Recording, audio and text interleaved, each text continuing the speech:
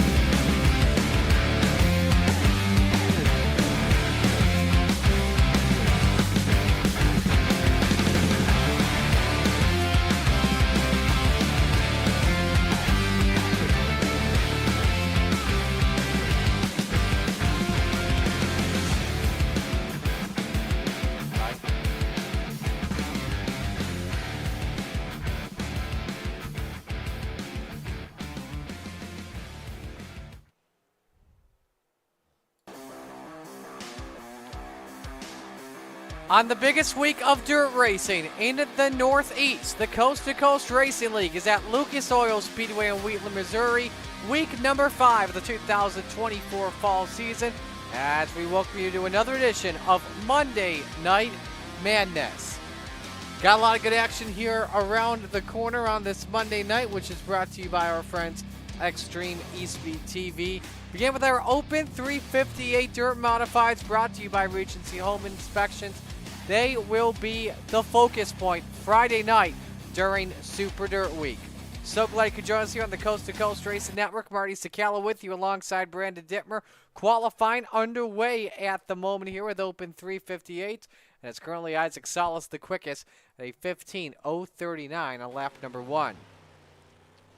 We're getting right into the thick of things here for tonight. Here's Sam Bachman off at turn number 4. He is 7th quickest at the moment across the start-finish line.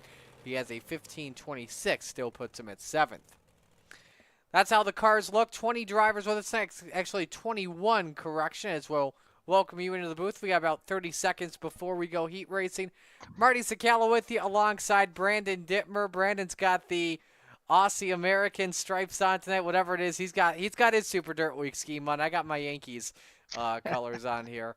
But BD, big week for dirt racing here in the Northeast, and once again a big night of Monday Night Madness. Yeah, hopefully next year I might be able to go to Super Dirt Week and hang out with all those guys. That looks like a really fun time. And this is actually the first time y'all get to see my brand new wheel. That's very Oh, fun. I love yeah, it. you just got the Fanatec. What DD is that? Oh crap! I couldn't tell you off the top of my head. That looks like the Club Sport. I don't know, though. Yes, Club Sport. Yeah, you're right. Yep. Okay, gotcha. All right, I had a feeling that's what that was from the looks of it, based on how the clamp was on there. So, but good to hear. Hopefully, we get to see you next year at Super Dirt Week. Dean, if you're watching, get them tickets for next season. So, anyway, we're set to go for our first heat race of the night. Heat race number 1, brought to you by Gambler Motorsports, official team of the Coast to Coast Racing League. Bob DeGood is on pole position in car number 7, thanks to the invert. Next to him, Sam Bachman in the 107. Row number 2, the Slide Jobbers. Slide Job Scotty in the 4, and the Salsa Man, Slide Job Isaac Salas in the 5. Row number 3, Randall Dixon, the Bandit in the 11, next to John Morano in car 33. Rounding out the grid tonight, the 247 of Michael Vecchio. Everybody makes the show tonight. Winner starts on pole position for our 30-lap feature. First heat of the night underway. Oh, Bob DeGood wasting no time, clipping the Tory tire, and a big impact for Randall Dixon with the other powder donut as he went up and over. Meanwhile, Bobby got hard into the outside wall. Yeah, he completely lost the left front, had no steering, has to tow it. Luckily, everybody makes the show, though. Lap number 1 led by Scott Rayome. Isaac Salas trying to go up 2 spots just like his counterpart. Up to second he goes, past Sam Bachman. John Morano rounds out the top 4. Salas now looking for the lead on Rayome, but the 4 slams the door, Brandon.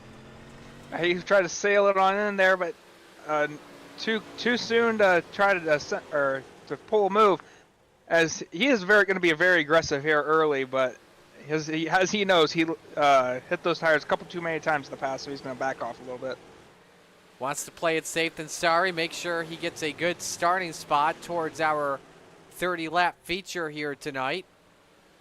As Rayome continues to lead, we're halfway home, 4 up and 4 down. Bachman just hoping the top 2 drivers make a mistake. Salas, though, just laid down the quickest lap last time by at a 15:08. Rayome at a 15:24. The 4 tightens up. Here comes Salas for the race lead.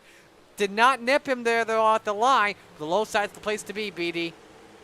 Yeah, absolutely. And it's going to be, and they got that thing geared up to perfection to run down there, as Isaac is very, very smooth, and he's going to pull away from Scott here.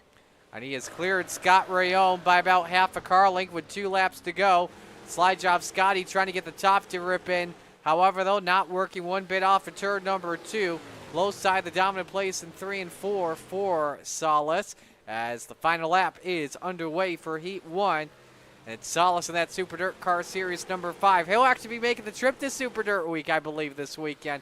Be rooting for his buddy Matt Shepard, who still has that quote. No, he doesn't have the quote on the spoiler. I wonder what he did with it with the new scheme. But regardless of that, checkers are out. Salas takes the win in Heat 1. Rayome 2nd, Bachman 3rd, John Morano 4th, Vecchio 5th, DeGood 6th, and Dixon 7th. For those that are just joining in on the Coast to Coast Racing Network and Slide Job Racing Network, welcome. Let us know who you're rooting for in the chat. We now move on to heat race number 2, brought to you by Regency Home Inspections. Bud Molyneux is on pole position in the 883. To his outside, it's the jokester Michael Vitale in the 213. Row number 2, Superman Kurt Schetzer in the 8218, and the Ant-Man Anthony Morano in the 32. Row number 3, Logan Wentz in the 118, and Jake the Snake Henry in the 171. Final driver on the grid tonight, it's the mayor, Steve Bixler, in car 75.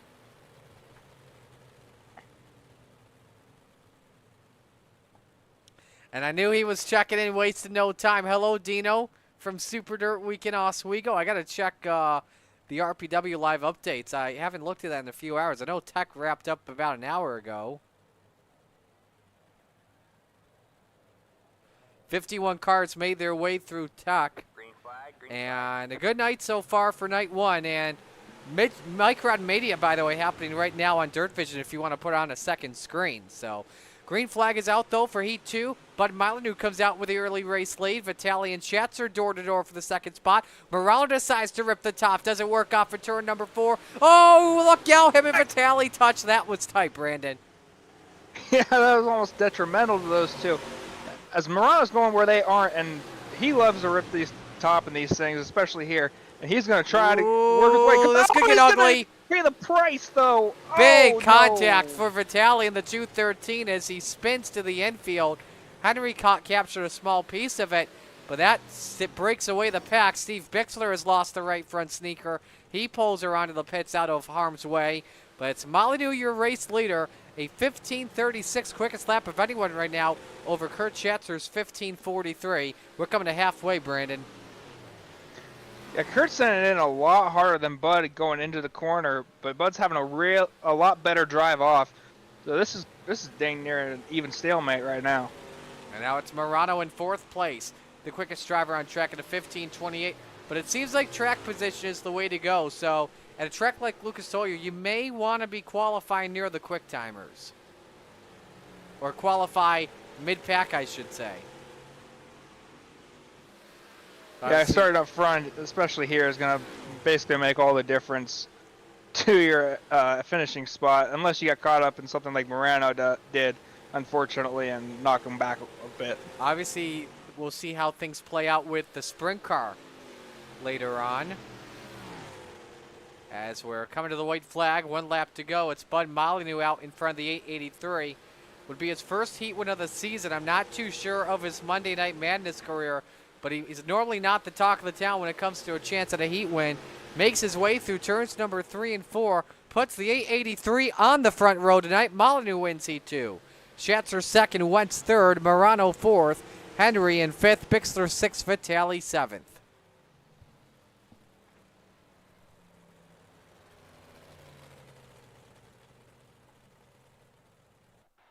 So we now move on to heat race number 3, brought to you by Maurer Farm Management. Here's how they line up.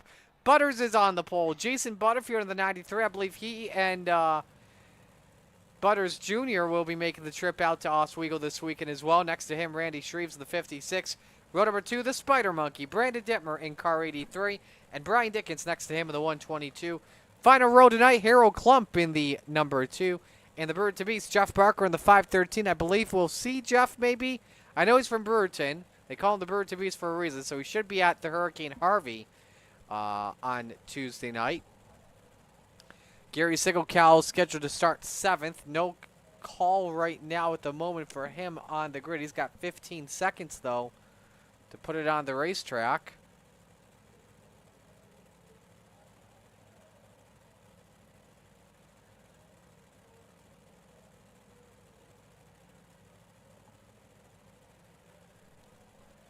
And it will not be a call here on the grid. Brandon, wishing you best of luck in this heat race. Thank you.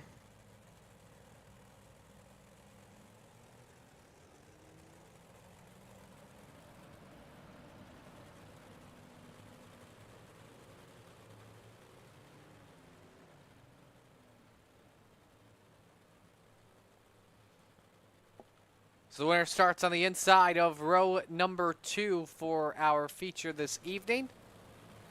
And 6 drivers will take the green for Maurer Farm Management Heat Race number 3.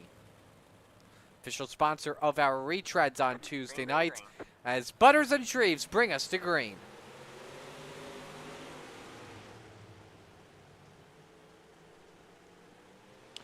Randy Shreves goes out with the early race lead. Jason Butterfield in 2nd. Brandon Dittmer and Brian Dickens. Door pound to door panel for the 3rd spot. And same with your top 2. Randy Shreves barely leads lap number 1. Here comes Butterfield underneath for the top spot in that 93 machine. Let's see if we can get off of turn 2. Doesn't stick though, but has the preferred corner without question. However, though, he pulls up the hill, pushes up the hill for just a split moment. Shreves edging out by a tire. Dickens and Dittmer still do battle. The drivers are all doing pace laps at speeds of 100 miles an hour, all still 2 by 2 at the moment. Shreves still unable to clear. Nobody able to clear anyone right now at the moment from their same row. On board Brian Dickens at the 123. A little bit of contact with Jason Butterfield. Dittmer tries to show his nose still underneath. On more contact between Dickens and Butterfield. That helps out Dittmer move up to the 2nd position and let Shreves run away free for right now. That bumper-to-bumper contact did not work for any party. Dittmer trying to play the 2-for-1 game. Butterfield looked immediately on the outside. Shreve slammed the door right in his face as it's still 4 cars under a blanket for this race lead. Coming to 2 laps to go. Shreves gives Butterfield the lane. Butterfield on the top shelf where Mama hides the cookies. He added some extra butter to that cookie dough and Shreves gets sideways. Detmer with some wheel-to-wheel contact and hangs onto it. So Butters with the lead. Dickinson now in second. Shreves drops down to third. And Brandon Dittmer in fourth. Final lap is underway in our final heat of the night for the Open 358s. The Venom Racing number 93 out in front. Jason Butterfield had to earn it the hard way between him and Randy Shreves. Off the corner, Butters takes the win in heat race number 3. Dickens second, Shreves third, Dittmer fourth, Klump fifth, Barker sixth. And that is how heat 3 ends up.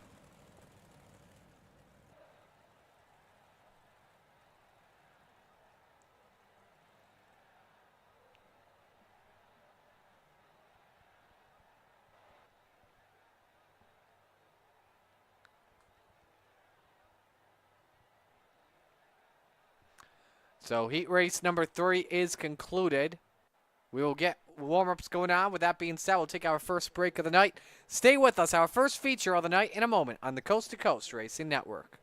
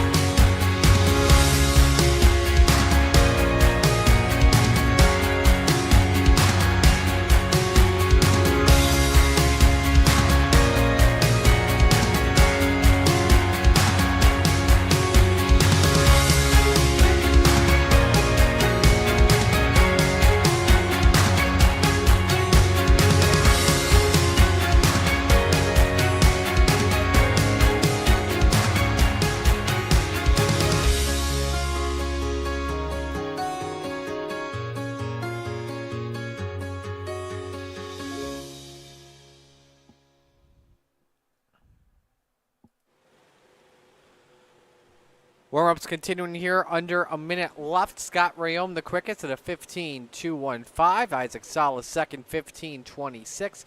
Anthony Morano third at a 15.33. Michael Vitale fourth, 15.39. And same with Logan Wentz at a 15.39. The scientist checking in. He's rooting for Harold Klump tonight. Thanks for joining us here on the Coast to Coast Racing Network. Again, if you're just checking in, let us know who you're rooting for in the chat. We'll give you a shout out live on the air.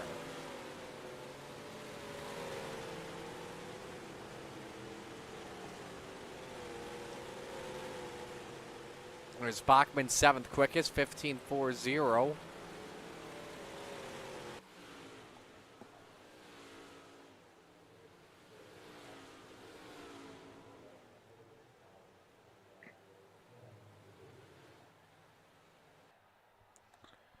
And so warm-ups have concluded here. The 3-minute time limit is up. And with that said, it's time to meet our starting lineup. Here is the RSN Trackside Grid for tonight. On the pole, slide job, Isaac Salas in the 5. Next to him, Bud Molyneux in the 883. Row number 2, it's Butters, Jason Butterfield in the 93. And slide job Scott Rayome in the 4. Row number 3, it is Superman. Kurt Schatzer in the 218 and teammate Brian Dickens in the 122. Row 3, Sam Bachman in the 107 and Logan Wentz in the 118. Rounded out the top 10 are Andy Shreves in the 56 and John Morano in the 33. Row 6, the Magic Ant-Man, Anthony Morano in the 32, and the Spider Monkey, Brandon Dittmer in the 83.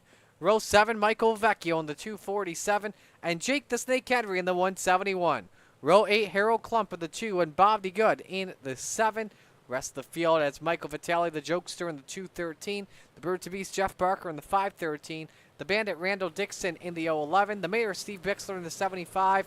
That is how the field of 21 look. Oh, yeah, Gary Sigelkow rounding out the tail. He did make his way onto the grid for tonight. Brandon picks to win. Oh, I could take Isaac on the pole, but I think I'm going to go with Butters.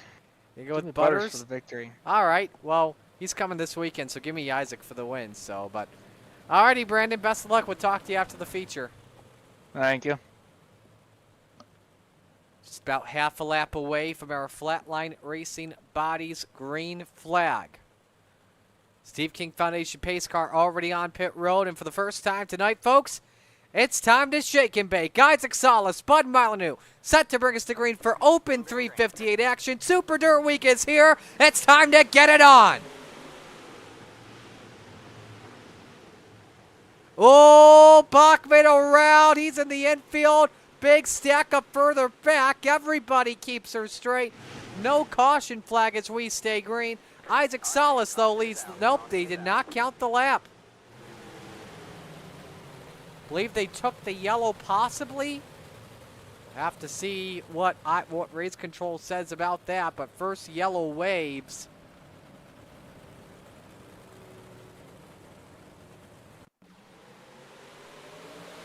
Show you Randall Dixon in the 011, who was in the back, a part of this stack up.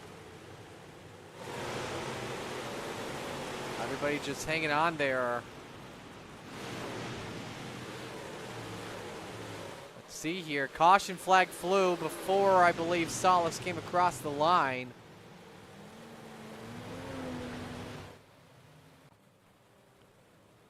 And so that would mean Bachman gets a huge gift, and that's the case. The 107 retains his starting spot back in 7th.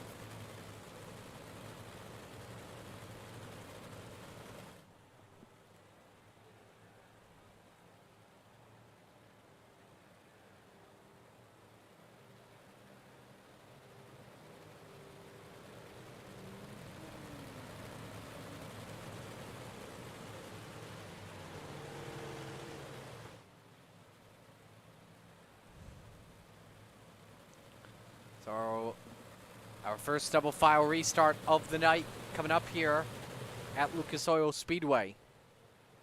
Butch Baker checking in, rooting for Venom Racing, and these guys, Venom Racing drivers on the inside of the first 2 rows. We're back to the green flag. Salas holds serve with the number 5. Butterfield right behind him in the 93. Molyneux looks low for that runner-up spot. Doesn't work. Bachman, meanwhile, has moved up to 4th, taking a big advantage of having gone off on in turn number 2, the yellow flying before lap 1 completed. Around the outside on Wentz, now downstairs on Molyneux, that doesn't work. And that puts Bachman back in the 5th position. Salas, though, still out in front at the moment. Full Throttle Motorsports, by the way, sponsoring a hole at the Super Dirt Week charity golf event today. And Full Throttle Motorsports, a sponsor of one of the holes, was pretty cool to see. And now you got a pair of them racing, 3 of them, I should say, racing for the same position. Molyneux's got company for that 3rd spot. Anthony Morano's made his way up fluently so far, up 5 spots. Started in 11th, he's up to 5th position right now. Just laid down the quickest lap last time by to 15:43. It's the low groove working out very well for Magic Ant-Man.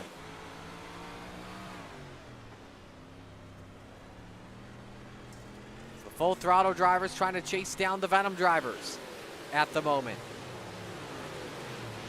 Molyneux's already lost 4 positions for the drop of the green flag. Should Bachman clear him? And that likely would be the case. In fact, that is. Set in the heat race, this was all about track position. Right now, this is all about how you have your car set up. And for FTM, they like their car on the bottom. Your top two drivers ripping the top of the moment. Wentz challenging Jason Butterfield for the second position as they are nerf bar to nerf bar in turn 2 for just a moment. Butters, great grip on corner exit though. Second yellow waves here tonight. Oh no, it's for our buddy Brandon. And the 83 is either spun or he broke a shock.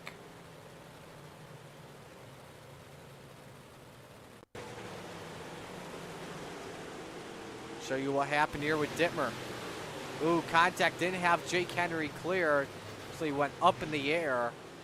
And the steering was just gone off the number 83. And tried everything to keep it straight and limped that thing to the pits. Thing had some good yaw. But just didn't turn right there. Was enough to warrant the second yellow and couldn't get that thing on pit road. On board the Spider Monkey. Yeah, he definitely saw a lot of the nighttime action there for sure.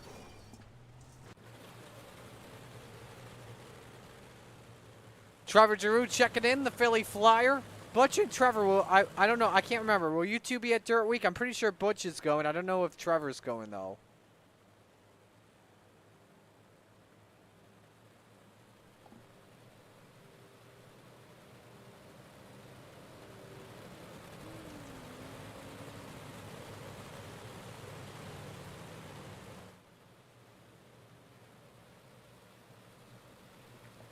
Time for another restart here. Watch this from our Chapman Racing drone. Solis and Butterfield make up row number 1. The number 5, the control car for this restart. Here we go.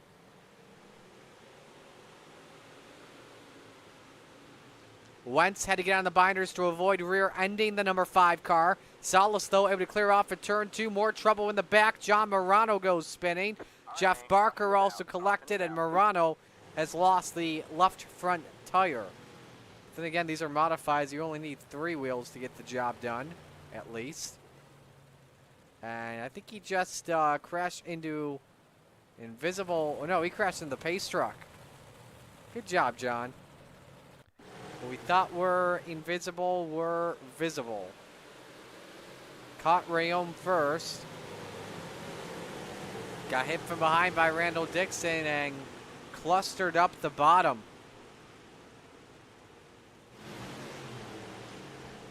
Jeff Barker had a good view of that one.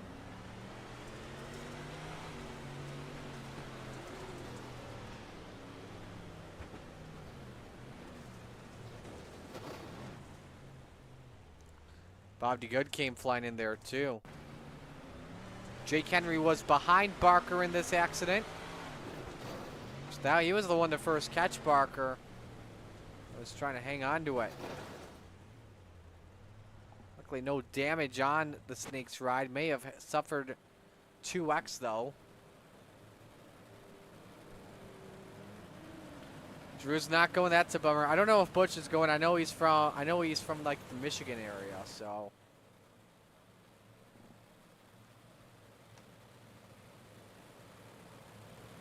All right, single file restarts for the rest of the race. We're a third of the way through our first feature of the night, and it's Isaac Salas that's set to bring us back to the green. Green.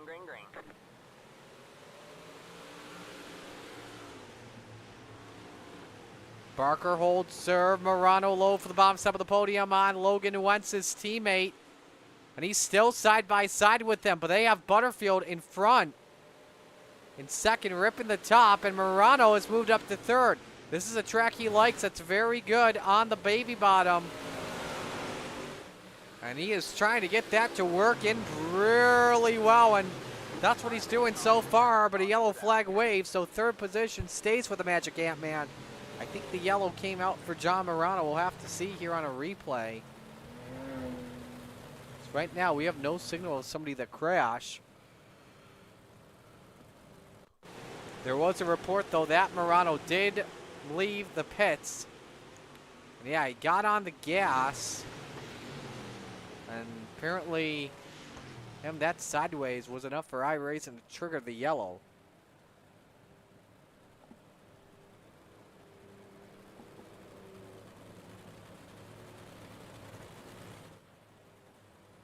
Should be 1 to go next time by.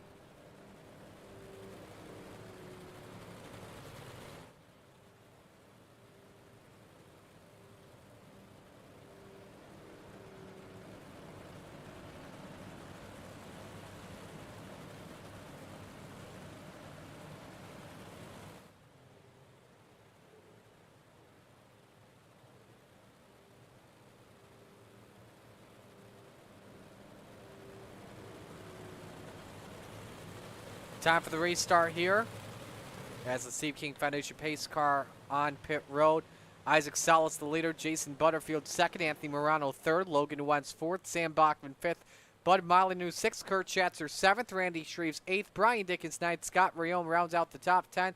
Morano, your biggest mover, he started 11th. He is up to third as we come back to the green flag with 12 laps in the books.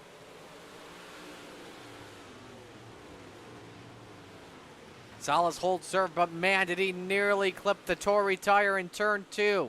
Morano peeks downstairs on Butterfield for the runner-up spot. Can he get it off of turn 4? Man, look how good he is on the throttle off of turn 4. They bang wheels. Morano moves up to second. Butterfield tries to give the 32 the chrome horn.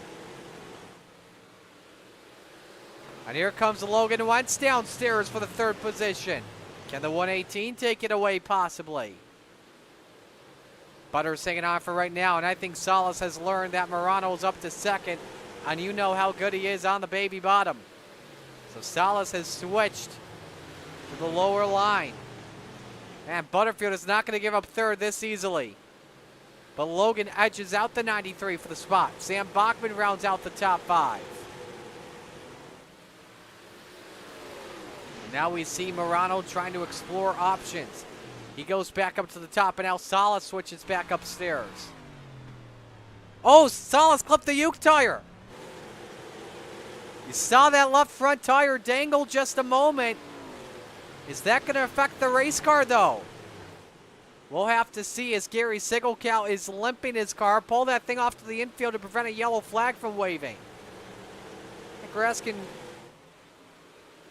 possibly prevent a caution. Oh, look out! Butterfield! Drifting into the lawn. Bachman caught him. No caution. We stay green. Our heartbreaking end of the 93's night. Let's show you what happened. Trying to look low on Wentz, but Bachman unfortunately was just there.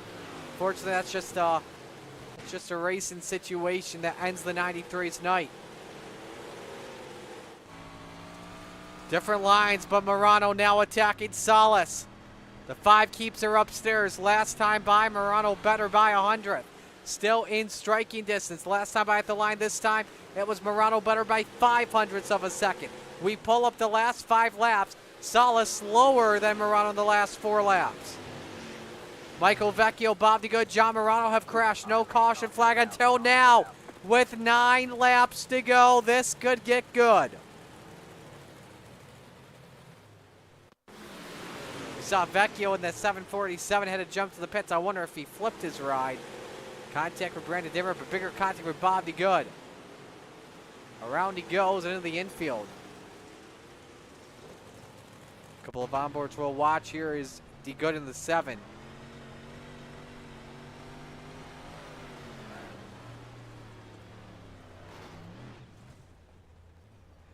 Yeah, he was just hanging on. And here's John Morano, who had already lost a tire earlier on tonight.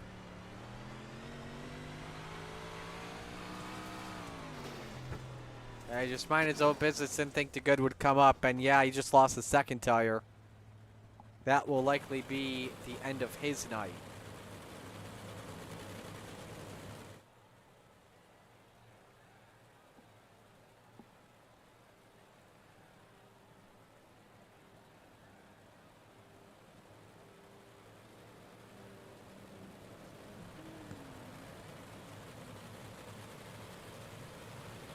So 8 laps to go.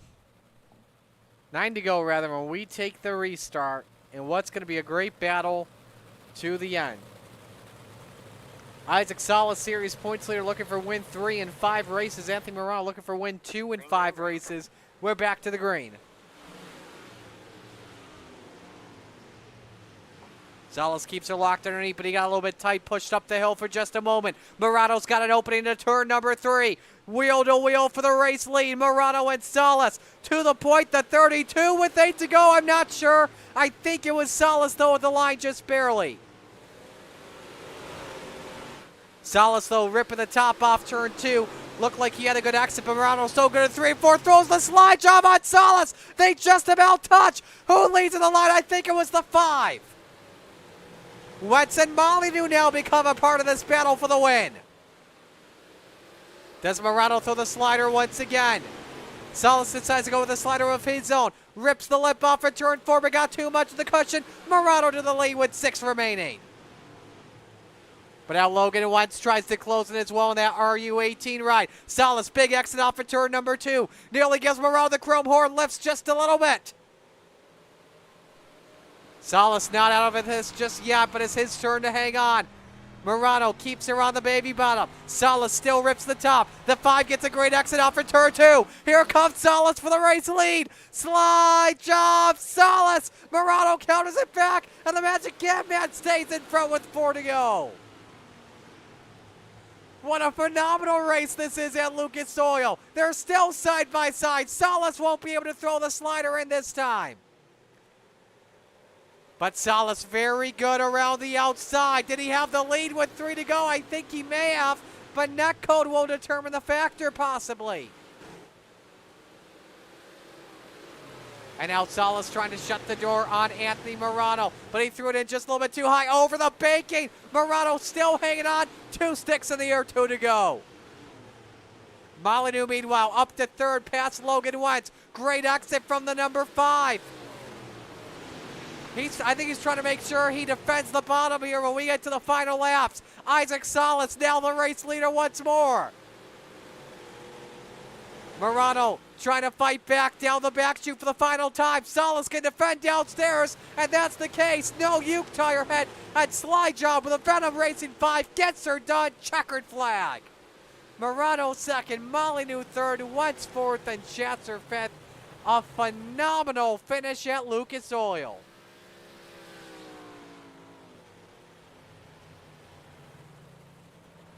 And that's a well-earned slide from Mr. Salas right there.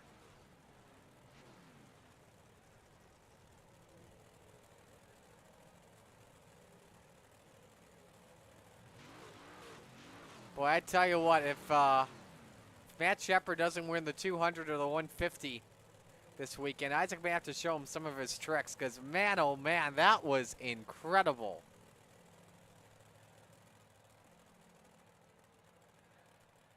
Morano started 11th. Give it up for his fight, man. He finished in 2nd.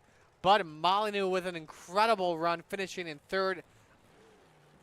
I don't think anyone saw that coming. Logan Wentz in 4th. Schatzer 5th. Michael Vitale, a good run, up 8 spots to finish in 9th.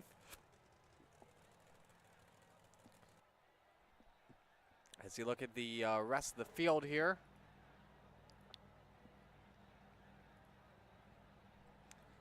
For Molyneux, by the way, that is the best finish he's ever had in Open 358. Speed out of 4th at Port Royal last May, so that's pretty cool to see.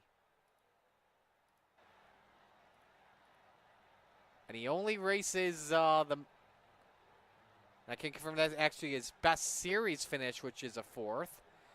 His career best finish is 2nd, so well-deserved run from Bud Molyneux, and we are just about ready to go and talk with him. Let's bring him up. Bud, I think this is the first time you and I have ever talked, so well done performance. It's your best finish ever in the Open 358 series. How did you feel your setup was throughout the night? It started out pretty rough. I was getting passed right away because a little tight, but came in there at the end. I got to pass a couple guys, so just slow and steady, I guess, won the race. Well, in my case, won the race. Were you just adjusting your line as a whole there? Because you were in a good battle with Logan Wentz, and he seemed like he was going to be completely faster than you through the entire night. Yeah, I was hoping, well, I think the low line was faster for me tonight. I was getting a little loose on the top, so I went to the bottom. I think Logan went to the bottom too. I was hoping he'd have to go around me on the top, which I think kind of held him back, so which let me get third. So Well, hey, a great performance. Who do you want to give shout-outs to on this run? just the sponsors of the league here. My wife for letting me race. I don't have any major sponsors, so I'd like to thank Anthony Morano too. He's been helping me a little bit on teaching me how to do setups and stuff. So thank him too. So Somebody signed this man to a deal. Great performance, bud. And by the way, I've never said this before, but I love the glowing eyes on the skull. That's pretty cool. oh, That thanks. goes by you. I like that. So, but anyway, great job tonight. All right, thank you. Bud Molyneux, your third place finisher. Let's go to the man that finished in second. Brandon, I never realized that you actually DNF'd with 10 laps to go, so I guess we'll let you talk to the second place man, Anthony Morano. Hey, Anthony, it's Brandon. You got me? Hey, what's going on, Dimmer? Oh, not too much. You had a hell of a run there from 11th. Anything else you could have done to get Isaac? I'm still trying to figure out how he kept his left front tire on, to be honest. I watched him hit that tire 6, 7 times. I'm just like, I'm watching it fall off and pop back on. And it was just like, man. But yeah, I don't know. I went with a ton of gear in the car trying to get through from starting in 11th. So I was just thinking, just try to get through that. And then if I get up there, I get up there. But I wasn't really thinking I would get up there that fast. And yeah, maybe a little less gear would have helped. But definitely didn't work out that way, but I'll definitely take coming from 11th to 2nd at Lucas Oil in 30 laps. That you will, and anybody will take that. You know, you were involved there in the wreck on the first lap. Did you think you had any damage on the car from that? It said I had wheel damage. It definitely felt a little off coming out of the corners. It was just, I was rolling over onto the right rear a little weird, but it worked out. I mean, definitely needed all the grip I can get down there as it was, so. Absolutely. Well, hell of a run. You got anybody want to thank for that? Yeah, I gotta thank my wife Sherry, the boys over at FTM, Dean at Super Dare Car, Logan at High Mom Lens, Gunnar at Swan Speed Shop. I mean, the setups are just phenomenal. DJ Sim Shop, Bowman Design, Expert Installation, Casper Flagstone, MDI TV, GripHack.com, Regency Home Inspection for sponsoring the division. You guys doing a broadcast over at Coast to Coast? All right. Good talking to you. Good luck on the sprint cars. I wish. I'm going to go start packing up all my stuff before the hurricane hits. Oh, okay. Fair enough. Well, stay safe. All right, man. Thanks. Appreciate it. Yeah, Anthony, stay safe out there. Definitely thinking about you and everyone else in Florida and the Carolinas, too. Thanks a lot, Marty. So Morano finishes in second. Let's go to Victory Lane and talk to your winner, Isaac Salas. Man, oh, man. That was not easy in those final laps. How did you hang on over a guy that's just so good on the bottom? I hope that was one of the best battles you guys have watched in quite a while, because my heart rate's still pounding from that. But man, I ripping the top, trying to confuse them and keep them guessing on where I was gonna go and where I was gonna enter, and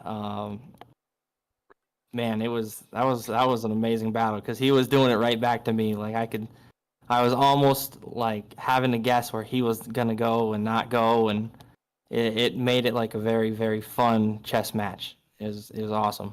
What was this? What you were hoping for at the end, or what was like the initial plan to try and take away his line, or what was it? At the end, oh, I wanted to be like 3 seconds away from that guy. What do you mean? I didn't want to be close to him. But no, once I saw him get up into that top 3, top 4, I think is when Butters told me that he was up there with us. I was like, man, I do not have enough gear, if I'm being honest. We went down thinking it was going to get crazy, crazy slick, and it got close at the end, but it definitely should have had more gear. So it was, like I said, I'm in bewilderment right now. That was one of the most fun battles I've had with somebody on here in quite a while, and of course it's Mr. Morano, so it's pretty awesome. Did you notice as well? You hit a Uke tire time or two.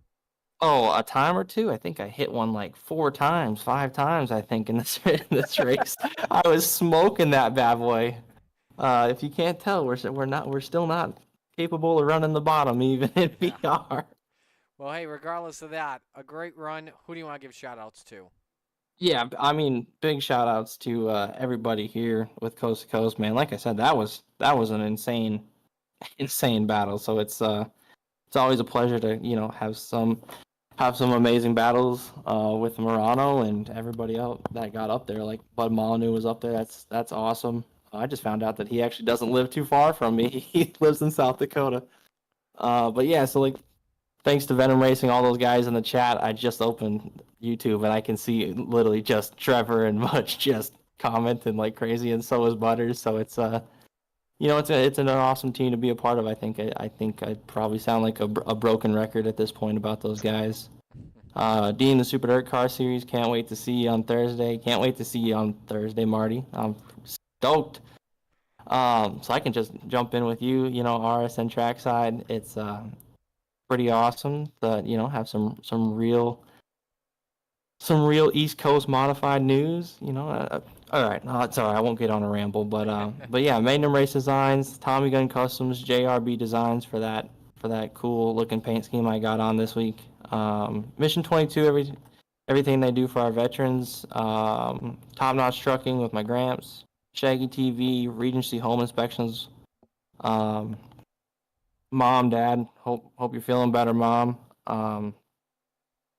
Thanks to all my friends, and thanks to Kelser for cheering me on even at work, and yeah, thanks to you guys. So I think that's about it. Alrighty, man. Great job. If I don't get to talk to you the rast of the night, I will see you on Thursday. All right.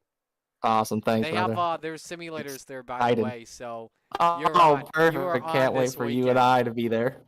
All right. Oh man, I can't wait. We'll see if you can get the best time of everyone there. So you'll like it. Is it for Oswego? It Yeah, probably I'm pretty is. sure I'm it not is. kidding. Yeah. Oh man, I think gonna they're- practice. Yeah, so alrighty, man. Great job. Thank you. Isaac Salas, your winner. We will step aside and take our second break of the night. When we come back, we've got the Rebels right here on the Coast to Coast Racing Network.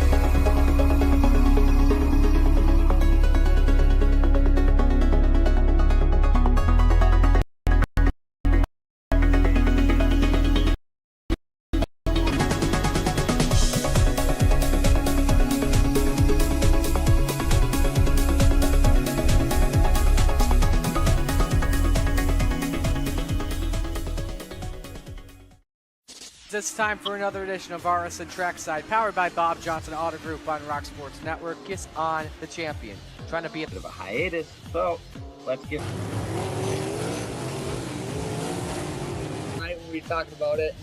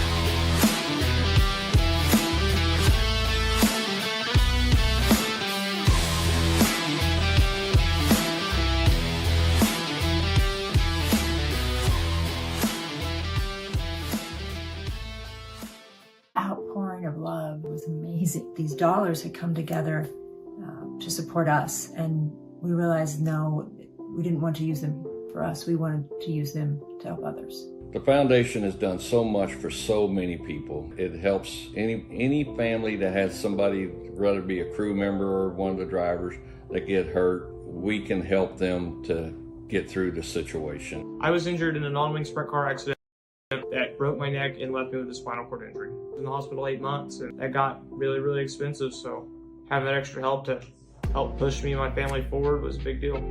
I was involved in a pretty gnarly sprint car crash. Found out my brain was swelling and bleeding. Pelvic bone was broken. I had 2 cracked vertebrae on my back, and I was in the ICU a little over a week. The Steve King Foundation reached out to my parents. We received a donation from them. Immediately they started me on what's called neurofeedback, and insurance did not cover the neurofeedback appointments. So we received another donation from the Steve King Foundation. It really helped a lot, and I just want to say thank you. Thank you from the bottom of my heart to the Steve King Foundation for everything that they have done for me. This last Sunday, I got to turn laps in my modified here. That was my first laps back in a race car since the accident, and I truly, Steve King Foundation, I wouldn't be able to do that or be where I'm at today.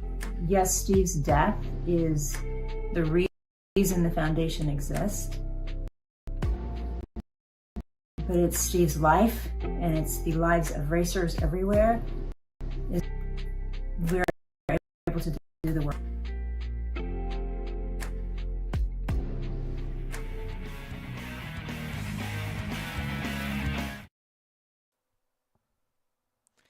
We're back here on the Coast to Coast Racing Network, where Monday Night Madness continues. We are just about ready to go for our Rebels, brought to you by Malcolm's Mills Millwrighting. We welcome you back inside the broadcast booth here. Marty Cicalo with you alongside Brandon Dittmer. You can't see him, though, because his camera has decided to be replaced by virtual reality. And Isaac's going to be joining us on commentary. Welcome back. Yeah, it's good to be here. I've missed you guys quite a bit. No teammates around for this, so I figured it's time to come and join and be a part of the Booth Boys again. It's time to come out of retirement, that's for sure. I know. I don't even know how good my skills are anymore. Brandon was saying when we went during the break, he's like, man, I was horrible during the heats. Like I said, once you have that big break, you get so accustomed to like kind of knowing how the action's gonna go, and you get that break, and it's you have to kind of relearn how to broadcast a race. Yeah, absolutely. So, see who's checking in here in the chat. Let's see. Corey Denson says, "Wait till we get them sprints out there," and he said that was an awesome race, and I hope that we can match it. Yeah, these after that phenomenal finish we saw, the Rebels and Renegades have a tough task ahead of themselves. Dino was thinking the same thing I was thinking at first, sputtered with the podium. So then Jason says, congratulations to the top 3. Of course, if you're watching, let us know who you're rooting for. We'll give you a shout-out live and on the air. Qualifying, meanwhile, just started. First lap time about to go up on the board. We'll give you Roger Craig's first lap. 13.40. Dylan Berg the quickest at a 13.13. Brian Moore Sr. third. Stephen Bixler now third, 13.51. Second lap time for Dylan Berg is quicker, 12.75, 1.2753 for Dylan Berg. Brian Moore Sr. up to second at a 13.05 on lap 2. Steve Maurer across the start-finish line with a better lap, fourth quick, 13.24. Bixler up to third, 13.15. Here comes Armando Malgoza making his Coast to Coast Racing League debut.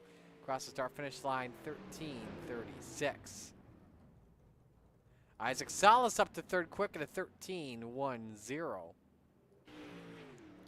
Brian Moore Jr. off of turn number 4, working his second lap time. Across the stripe he goes, better at a 12.90. Great lap time for him. Preston Cranmer fourth quick on lap 1. Brandon Dittmer second quick on lap 1 in the brand new paint job, 12.86. Michael Todd across the start finish line, a slower lap on lap number 2. Second lap time for Preston Cranmer, better to fourth quick. Dittmer is quick time! A 1.2740. Yeah, the new paint scheme made him faster. So the Spider Monkey's the quickest. We have 2 8-lap heats coming on up, which means Isaac Salas and Steven Bixler start on pole position for the heats. Just like I drew it up. Well, here's the starting lineup for heat race number 1, brought to you by Gambler Motorsports, and here is how this looks. Isaac Salas, slide job on pole position, the 5. Next to him, it's Randy Shreves in the 56. Row number 2, it's Brian Moore Jr. in the 08, and the Spider Monkey, Brandon Dittmer in the 83. Correction, Moore Jr. is the 09. Row number 3, Steve Maurer in the 888, and the Bassman, Roger Craig in the 747. Final row on the grid, the Toxic Texan, Corey Denson in the 91, and Michael Todd in the 117. Well, boys, wishing you both the best of luck. Thank you, sir. This is quite the first 2 rows here.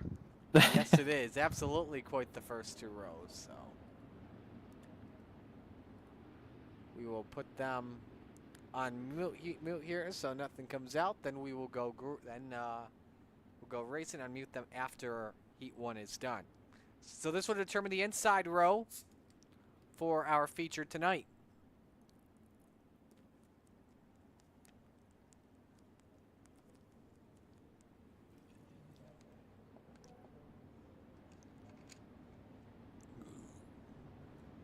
And of course, because we have the small field as well, give the drivers 1 more lap before we go green.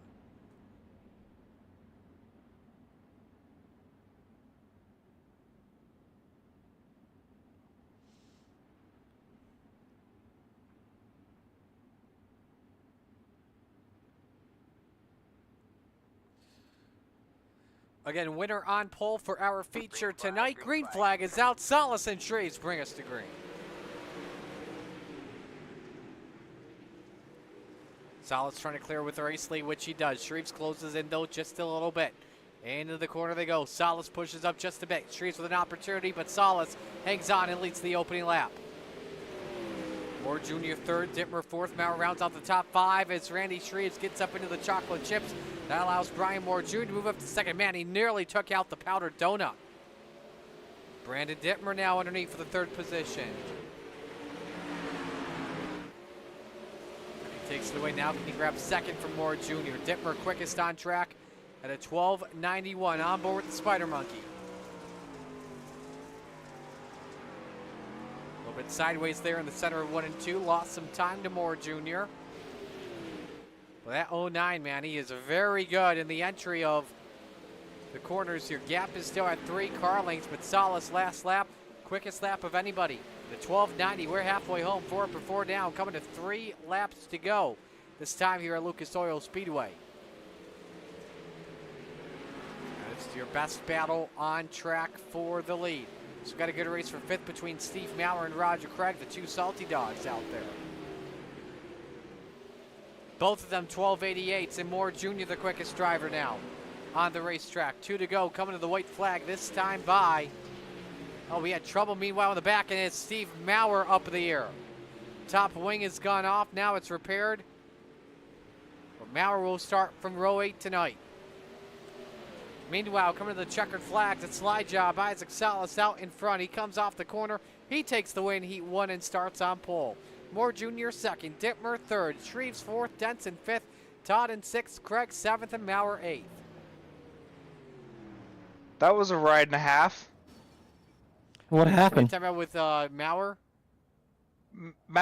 Maurer came back up onto the track. Me and Moore had to back off, and I ramped off of Moore's rear wheel. I did just a saw double front flip down the front stretch across the line. Okay, we need to see this then. Before we go green for heat 2. So that was after the spin. Hey, it's a 3rd, man. It is a 3rd. Oh, hang on. We have to go through iRacing then. Ooh. Woo! Brandon, you just did your best impression of Brandon.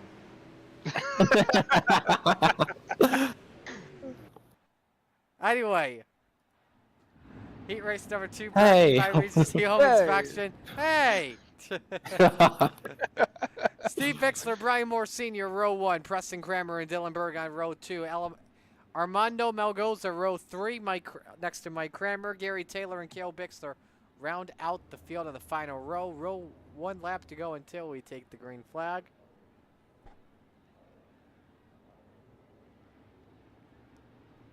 Our starting Cale Bixler as well from the rear of the field.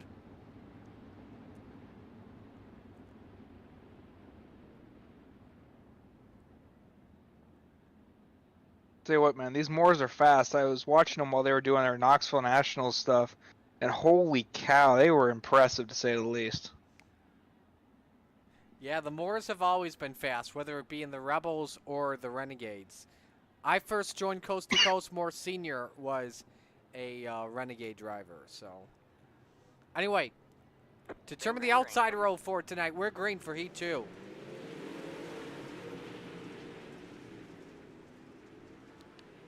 Bixler with the lead for net right now. Moore Sr. tries to go around the outside, but the Mayor sends it in deep. Up the hill he goes. Moore Sr.'s got a chance to lead lap 1, and that is the case. But on the back bumper, Preston Kramer, Dillenberg, Isaac. This is a good battle for the lead as Kramer gets sideways. Yeah, this has been a great battle. I found that the bottom is super sketchy. If you don't have really good throttle control, it'll send you right towards the wall and right into Brian Moore if you're Steven. So, got to be perfect here. He's making it work 3 wide. For the race lead, Preston looked to go 2 for 1. Bixler peaks underneath. Moore Sr. goes up the track, and the 558 continues to lead. Near contact. Oh, look out! There go all 3 of them. That was a wild ride, Brandon, but nobody flipped, though. Everyone kept them straight. Yeah, they're all going to keep maintain a couple positions here. That's going to help them out come feature time, but unfortunately, going to start back about 4 or 5 rows. Moore Sr., though, the man with the big advantage on it, as he now leads by 1 second on Dylan Berg. And how about Cale Bixler started tail because of a penalty from last week, Isaac? He's up to 3rd.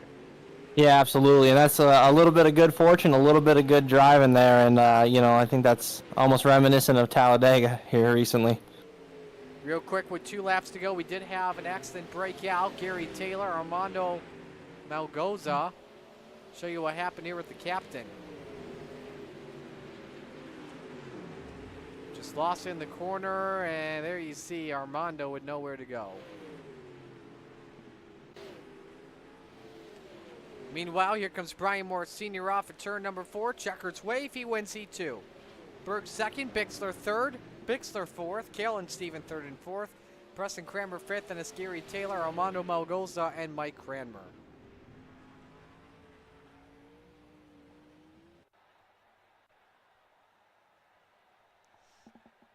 So step aside, go to break. When we come back, our 30-lap feature for the Rebels on the Coast to Coast Racing Network.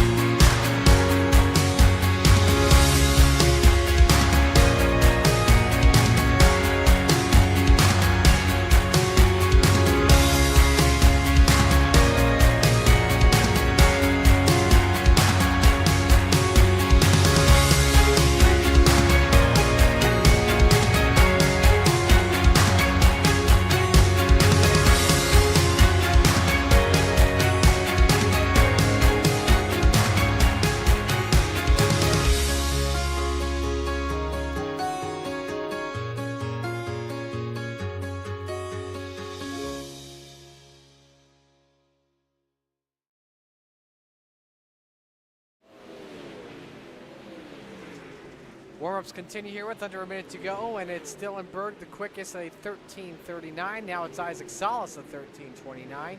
Brian Moore Jr. third, 13:45, along with Brendan Dittmer and the pictured man in fifth, Brian Moore Sr. Reminder, folks, big charity race coming up. Stand by in the next few weeks on what it is, and we always put on awesome charity races throughout the season. Once a season, obviously last season we had the Knoxville Nationals, which had a heck of an ending. Can't wait for what is coming up once again this fall. Stay tuned. Will happen during week 7 of the year.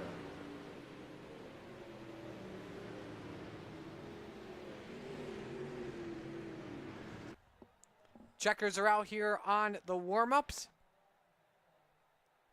And we are set to go for our second feature of the night. Let's meet the field and give you the RSN Trackside starting lineup. On the pole, slide job, Isaac Salas in the 5. Next to him, Brian Moore Sr. in the 5:58. Row number 2, Brian Moore Jr. in the 08. And Dylan Berg in the 14. 09 correction to Moore Jr. Row number 3, the Spider Monkey, Brandon Dittmer in the 83. And Cale Bixler in the 789. Row number 4, Randy Shreves with the 56, and the Mayor Steve Bixler in the 75. Rounded out the top 10, the Toxic Texan, Corey Denson in the 91. And the Ayla Outlaw, Preston Cranmer in the 07. Row 6, Michael Todd in the 117. And the Captain, Gary Taylor in the 34. Row 7, the Bassman, Roger Craig in the 747. And the 531 of Armando Malgoza. Rounding out the field tonight, Steve Maurer in the 888. And Mike Cranmer in car 70. Picks to win tonight, Isaac, will go with you first. Can I choose a Brian? And can I just leave it at that? Yes, you can. Okay, perfect. Alrighty. Brandon. You know, I want to see this Dylan Berg guy win his first race. I'm going to go with the other Brian. Oh, perfect. I'm glad we're on the same page. Yeah. Whichever Brian Salas picks, I'll pick the other one. Perfect. We'll have to tell him later who we actually picked. Yeah. Alrighty. Boys, best of luck. We'll bring you in if an accident breaks out and you guys DNF. Awesome. Sounds Thank you, good. Marty. We hope the two drivers, though, are able to complete all 30 laps. We're set to go for the Flatline Racing Bodies green flag here in our Malcolm's Mills Mill Riding Rebels here. Top 5, remember, transfer on to Renegades pending IL. For the second time tonight, it's time to shake and bake. Isaac Salas, Brian Moore Sr., bring us to green. It's time to get it on.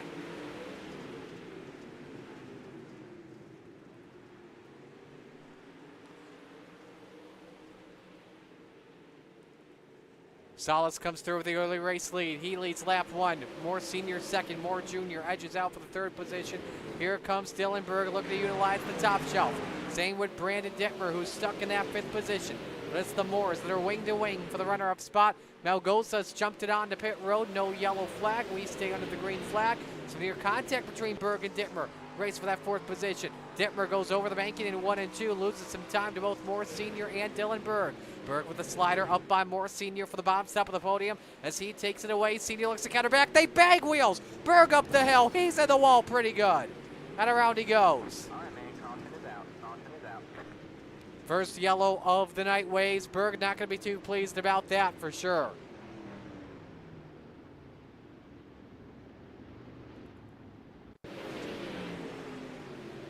That's a great slider on Brian Moore Sr. 558 just doored him.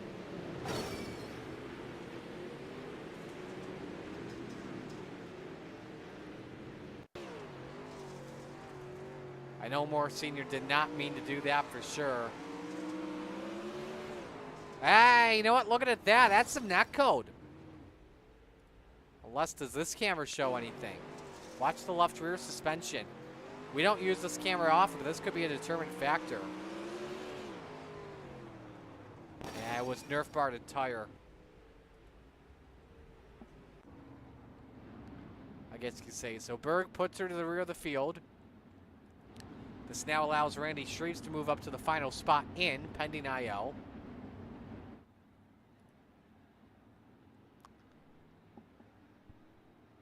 Drew checking in, saying that it's a party in the broadcast booth tonight. That it is. Hello to Q, rooting for Denson.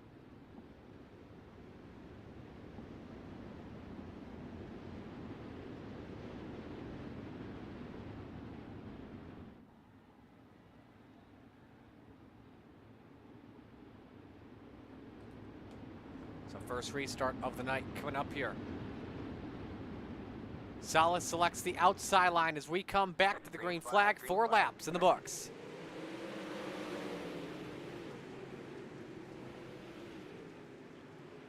Dittmer in the fluff for just a moment. Loses third to Brian Moore Sr. for right now, but it's Isaac Salas that continues to hold serve with Moore Jr. right on his tail. Trouble in 3. Bixler goes around. Second yellow flag is out, and we're hearing Gary Taylor may have been involved in this too.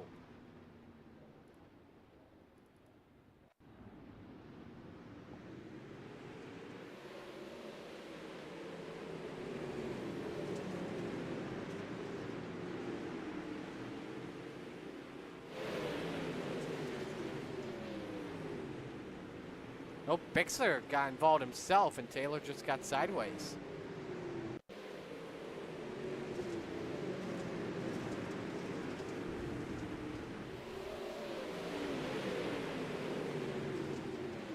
Just lost it all by himself. Man, Dillenberg with a great miss. Normally you can't crank it to the right to miss it. That's just going to make things go awkward. But he did there that time, so well planned.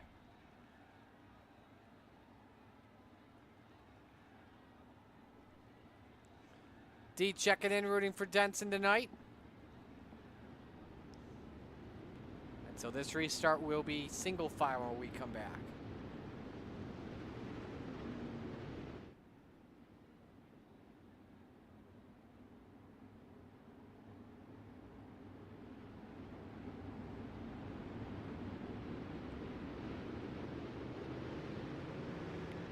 Here we come for the restart. Green, green, green.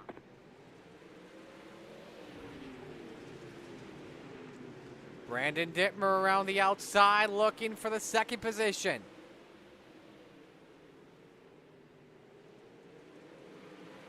And he takes it away. So it's the Booth Boys 1 and 2 with the Moores 3 and 4. Randy Shreves in 5th. Yellow is out again. This is for Michael Todd. Stopped in turn number 1.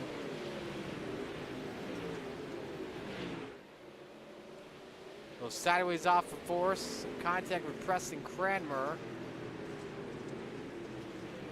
As both drivers fighting for the same piece of real estate. Let's go on board with Todd.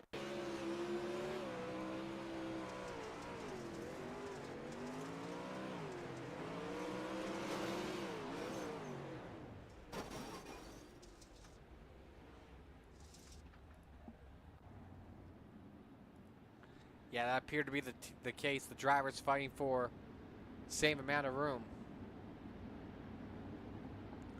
Drew wants to see Dittmer bring one home. Okay, interesting.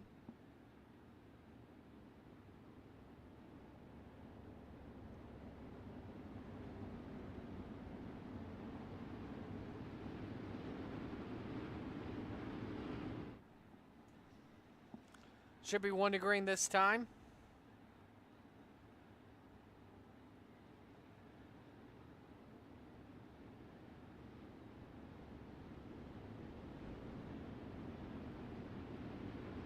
Single file restarts for the rest of this one. Gonna watch this restart for the Chapman Racing Drone. Salas the leader, Dittmer 2nd, Moore Jr. 3rd, Moore Sr. 4th, Randy Shreves 5th, Cale Bixler 6th, Corey Denson 7th, Preston Cranmer 8th, Steve Maurer 9th, Roger Craig 10th. Maurer, your biggest mover, up 6 spots tonight. We're back to the green. Dittmer looks. Nothing there. Good exit from Salas. Your top 2, wing to wing. Here comes Moore Jr. Good look off the corner. Dittmer shuts the door as he slides up the hill over the banking, 3 wide for 2nd. Moore Jr. takes it from Moore Sr. Shreves up to 4th for right now. Dittmer tries to fight back at that number 83. Leans on the tail tank of Brian Moore Jr. for the runner-up spot. Great racing going on off and two for that bottom step of the podium. Shreves and Moore Sr. now the best battle on the racetrack, and now move the 56 up to 4th, and Brian Moore Sr. down to 5th. Gil Bixler running consistently well in that 6th position, trying to deal with Preston Cranmer though in that 07 ride. We're hearing Mike Cranmer has crashed, but no caution flag. We stay green, but man, Isaac Salas has checked out of the hotel. The 1.1 second lead as he works on lap traffic for the first time tonight. That came pretty quickly. It's Michael Todd he works on in that number 117. Dittmer trying to work on Brian Moore Jr. and regain the 2nd position. Let's go back to this race we're watching. Dylan Berg fighting back on Preston Cranmer. Oh, look out, one driver off the pace. That's Michael Todd. Tries to pull her into the ambulance, and that brings out the yellow. Oh, hang on, boys. Brian Moore Sr. had a moment there for just a moment. No one realized the caution flag came out.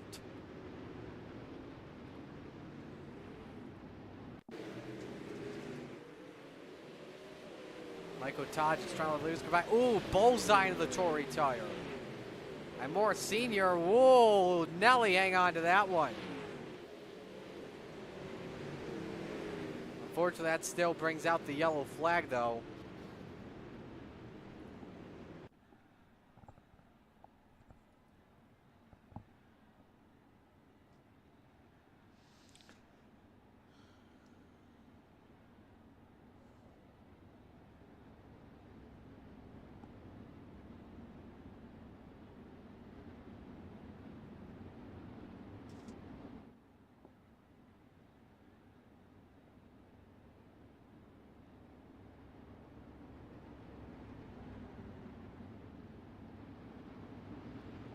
To 1 to green this time by.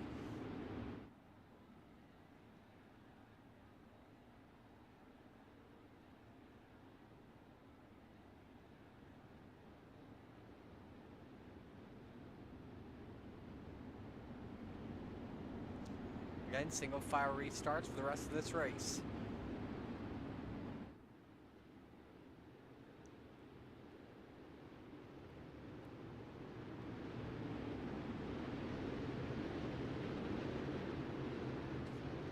Moore Jr. trying to time this restart on Salas. We're back to green. Next time by, we'll be halfway home in this one. 15 up and 15 down. Moore Jr. looking for bite off for turn 2. That doesn't work, though. Here comes Dittmer low. Has to get on the binders to avoid hitting the 09 of Brian Moore Jr. Here comes Shreves for 3rd. He gets slideways off the corner. Salas over the bank, and here comes Moore Jr. for the lead. The 09, though, doesn't send it in a little bit deep. So Salas with a close call. Lead is down to 0.2 of a second.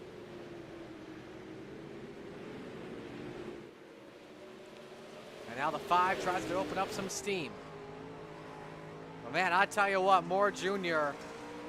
knows he's got a chance of this one, trying to take advantage of a mishap from the 5. And Salas again a little bit too high. Moore Jr. for the race lead.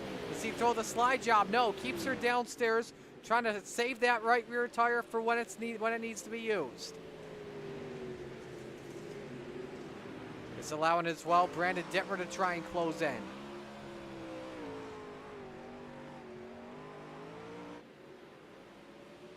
Salas able to clear for right now. Watch him closely though in 1 and 2. Look how much he goes over. Clips it in the chocolate chips. Moore Jr. able to have the advantage off the corner. And now in 3 and 4, Salas just sends it deep perfectly and hangs on to the lead for right now. 10 laps remaining. This is closer than a lot of people think it was supposed to be. Brian Moore Jr. wing to wing with a 5 for the race lead. Salas so good in 3 and 4. Moore Jr. so good in 1 and 2. And now Salas trying to run the middle groove of this racetrack. Make sure he doesn't go over the banking. Man, look how close Moore Jr. was to clipping the Uke tire. 8 to go. Still side by side for this race lead. Salas had to hold off Anthony Morano in the final laps to win the 358 show. Now he's got to try and hang on over Brian Moore Jr. in the final laps of this one. And I believe as well, Moore Jr. is looking for his first ever win in Coast to Coast, especially in the Rebels. Salas gets a little bit tight in turn 2. Moore Jr.'s got a shot at it in turn 3, but he plows tight just a little bit, thinking about a slide job possibly. 6 laps to go.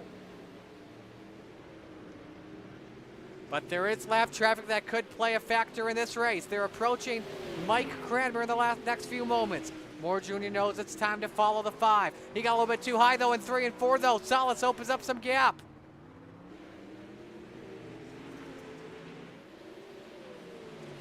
Four laps remaining, and how about this? Dylan Berg has found his way back in the top 5 after spinning to bring out the race's first caution. Past Brian Moore Sr. Roger Craig gaining some spots as well, up 6 spots. Right now, your hard charger, if you can get past Cale Bixler. The sand is running out of the hourglass for Brian Moore Jr. He'll need a yellow flag to fly if he wants to get back into this race for the win. Some more net code from Isaac Salas. But the afterburners are turned on for the number 5 with 2 sticks in the air, 2 laps to go. Dittmer trying to close in on Brian Moore Jr. for the 2nd position. White flag flies, we're on the last lap. He's in the Venom Racing Super Dirt Car Series, number 5 ride.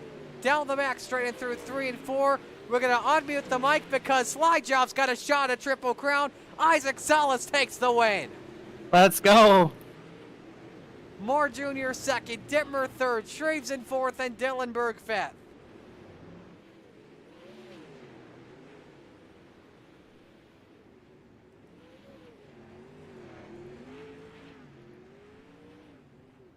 Another banger down to the wire here with the Rebels. Your top 5 eligible to move up pending IL.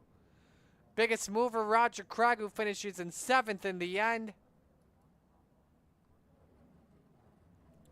And we'll pull up the results here. Some good racing, good comeback from Dylan Berg tonight. There's a look at the rest of the field from 11th through 16th. Well, we've got 2 of the top 3 in. We'll begin by talking with Brandon Dittmer. And you know what? Let's have some fun. Isaac, why don't you take this interview? Right, just out of breath. Yeah, Dittmer, let's start with how the car was. I know that it definitely got pretty slick out there. Where do you think your strengths were? Where do you think you lacked a little bit? I lacked just about everywhere, especially 1 and 2. I struggled most of the race. My car was about as loose as could be the entire time. I had a chance at Junior towards the beginning, but I tabletopped it in 1 and 2, which I feared I would, and I did many times during the race, but that cost me 2nd, and I had nothing for him after he got by me, unfortunately. Yeah, what do you think it was a little bit of would you want to say the restarts almost messed you up a little bit there, just trying to keep that, that momentum and staying in 2nd there, that kind of forced some errors, or was it just the way it goes? It's just the way. That's just my driving ways. I'm messing myself up, not having way too much throttle where I don't need it, and I keep saying I'm gonna work on it, but what is this, like 3 years later in this league, and I still haven't done jack about that. So Yeah, we'll see join what the club. happens. Join the club. I just figured it out this season, so, and I've been about 3 years too. But yeah, man, who do you got to thank? Any shout outs? Oh, of course, Marty for the broadcast. He did a great job. Roger for Coast to Coast, Training Wheels Racing, all those guys over there helping each other out. Dean and the World of Outlaws Super Dirt Car Series for sponsoring this wrap, and Bowman Designs for doing an amazing job on the wrap. I absolutely love it, and glad to put this thing on the podium the first time I drove it. Awesome. Thank you, Dimmer. Thank you. All right, let's go to Brian Moore Jr., your 2nd place finisher. We will let Brandon take this one because Isaac and I are probably going to argue over who picked Brian here in this situation. I picked Brian. Yeah, I forgot about that. I picked Brian, Isaac. I picked Brian too. So. Hey, Brian, it's Brandon. You got me? Yes, sir. An absolutely phenomenal run there, finishing 2nd. How was your car, and what else do you think you could have had there for Isaac? I was just getting lucky, really. Getting around the bottom of this place as good as I was in 1 and 2, and trying to build momentum in 3 and 4, and not follow nobody. I didn't really have many expectations tonight because I didn't get a lot of practice this week, and I was kind of late getting home from work. And I bet you still had a lot more practice than me. Those are my first laps there on practice oh, going into this track. yeah,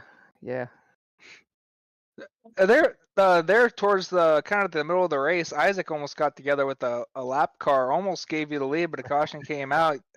Do you feel like you almost had to drive a little harder after that caution to try and get around him, and did that ruin your if tires? if I did, that only hurt me because really after that he found something. He started nailing that bottom and started checking out, and then to be honest, once he did that, I lost a little bit of my momentum and started blowing my lines a little bit, which I can tend to do once I get discouraged a little or get stretched out sometimes. And man, 30 laps can be a long time. Yeah, that it can be, especially when they're all green and consecutive. Yeah. You got anybody you'd like to thank for this second place run? Just Dad for hanging out with me, and you guys for throwing it up on the YouTubes, and Rick and Rona, Jairus and Andy, some people I got watching and hopefully rooting for us and keep us coming back and trying again. Sounds good. We gonna see you in Renegades? Yeah, I think Dad was going to watch the Chiefs game, but I was gonna head over there. All right, sounds good. Good luck to you. Yes, sir. Thank you.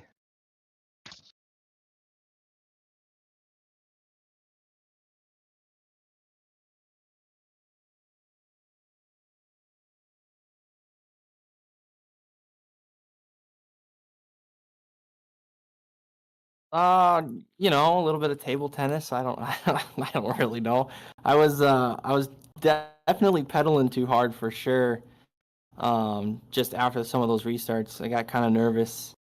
With Brian, I could definitely tell that he was gaining some momentum on the bottom there and was hitting it really good. And I could actually start to see him out of my left side there. So I think it was just a little bit of me losing some patience and making some mistakes that honestly I didn't need to be making. So you could see when I realized what I needed to do, and I started going a little bit lower.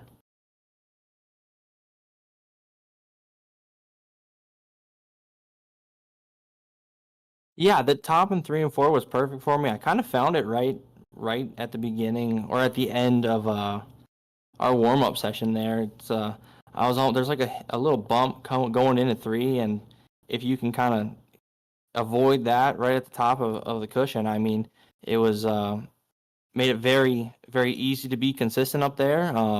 And I could see where I wanted to be at too, which helped out a lot. So 3 and 4 was a lot easier for me because I could just have some visual clues of how I was doing for sure. I'm gonna give it hell. I mean, look at the guys that are in Renegades though. That's the only big thing. I mean, I like to say that I can compete with them, but no little mistakes. When you make a little mistake here in Renegades, it gets amplified, and it's amazingly competitive. So I want to say yes, but I just knowing how good everybody is, I can't give you a definite answer. Yeah, Venom Racing, except for Trevor, apparently, for not rooting for me. No, I'm playing. I'm kidding. But yeah, no, big thanks to all those guys. It was hilarious to hear him cheering on Dittmer instead of me. But yeah, no, it's all in good fun. Magnum Race Designs, Dean in the Super Dirt Car Series, Tommy Gun Customs. I believe that was my Tommy Gun Customs car. I love that white Lightning car. Yeah, that thing's sweet, man. JRB Designs, RSN Trackside with you, sir. Mission 22. I literally have the shirt on again, by the way, if you guys were wondering. So I feel like it's kind of my race night shirt anymore. Gramson Top Notch Trucking, Shaggy TV, Regency Home Inspections, Mom, Dad, Gramps. Thanks to all my friends for watching. I know I had a few tune in here and there these last couple weeks, so that's been awesome. And then thanks to Kelser again.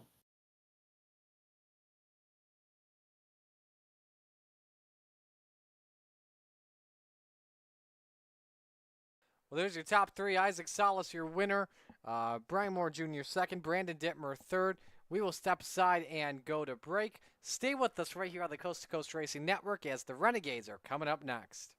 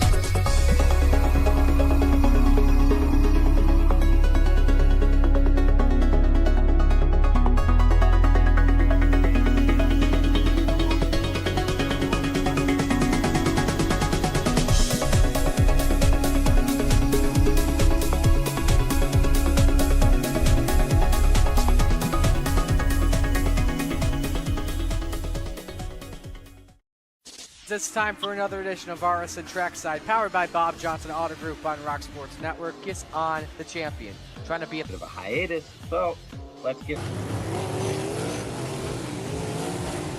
Tonight we'll be talking about it.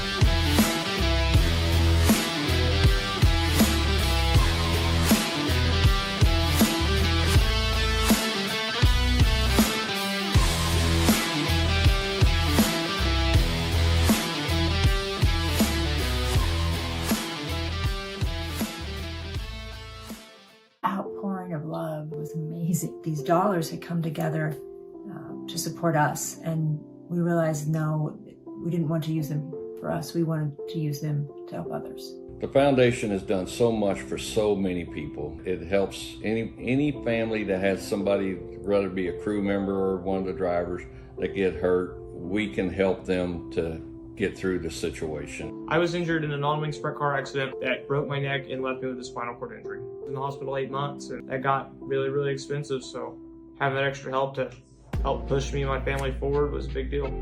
I was involved in a pretty gnarly sprint car crash. Found out my brain was swelling and bleeding. pelvic bone was broken. I had 2 cracked vertebrae on my back, and I was in the ICU a little over a week. The Steve King Foundation reached out to my parents. We received a donation from them. Immediately, they started me on what's called neurofeedback, and insurance did not cover the neurofeedback appointments. So we received another donation from the Steve King Foundation. It really helped a lot, and I just want to say thank you. Thank you from the bottom of my heart to the Steve King Foundation for everything that they have done for me. This last Sunday, I got to turn laps in my modified here. That was my first laps back in a race car since the accident, and I truly believe that if it wasn't for the Steve King Foundation, I wouldn't be able to do that or be where I'm at today. Yes, Steve's death is the reason the foundation exists, but it's Steve's life, and it's the lives of racers everywhere, is the reason we're able to do the work we do.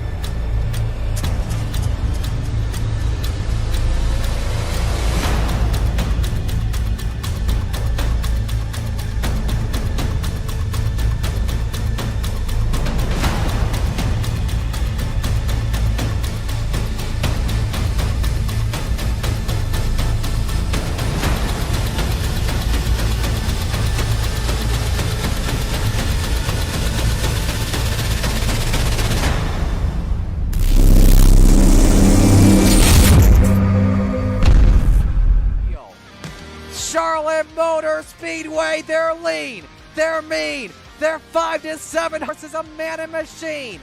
They're 4 wide before they start to slip and slide. The Coast2Coast Racing League 350A Modifieds, Pro Late Models, and the 360 Sprint Cars.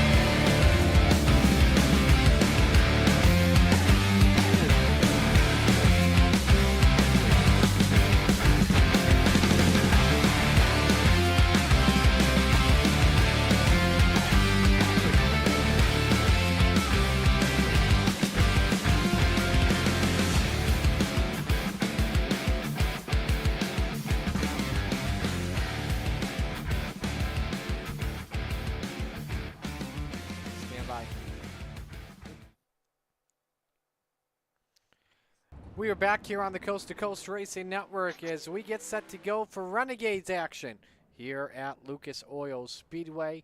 Our friends of the Renegades are brought to you by Flatline Racing Bodies. Welcome back inside the booth here. Marty Scal alongside Brandon Dittmer and Isaac Salas. Couple minutes away from beginning Renegades action as Rebels ended just a little bit early. 8:45, I believe, is when we will move to qualify. Nope, we are going forward now. Oh, we're going for it now. Awesome. Perfect. They just The took ball the is checkers rolling. here. Yep, we are set to go here with 2 minutes of qualifying here. Everybody makes the show. We'll have 3 heats tonight. Oh, I believe 7, 7, and 6.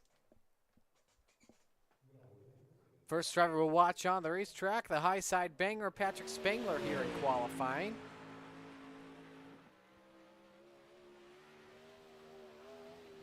It's lap number 1 underway for him.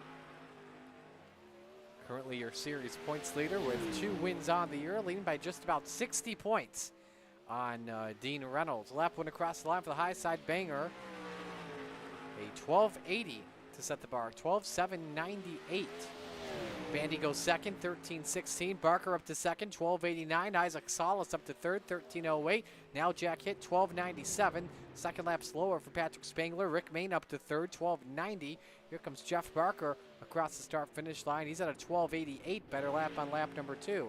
Jack Hitt up to second on lap 2, 12.84. Here comes Rick Main off of turn number 4. Does he have a better lap? Went a little bit too high off of turn 4, so that kind of affected his momentum. Blake Chapman fifth quick on lap number 1 at a 12.97. He is in the green in sector number 2. Is better lap? No, 13.01 on lap number 2. Here's the boss, Ross Corina, off of turn number 4 to complete his second lap. First lap time, 13.45. Second lap time, 12.93. And we go to Tyler Wilson, who just finished up his first lap. Brian Moore Jr., 11th quick. Tyler Wilson up to 6th quick, 12.93 on lap number 1. Brandon Dittmer across the line on lap number 1. He goes 7th, 12.95. Second lap time for Brian Moore Jr. is slower. And same with Tyler Wilson. Dittmer, one last shot off of turn number 4 in the green in sector 2, so this could be good. It's not. 12.96 on lap number 2. Patrick Spangler, the quickest driver on track at a 12.798, which will mean because of that, we have Steven Stewart, John Short, and Randy Shreves as your pole sitters tonight in each of the 3 heats coming your way next.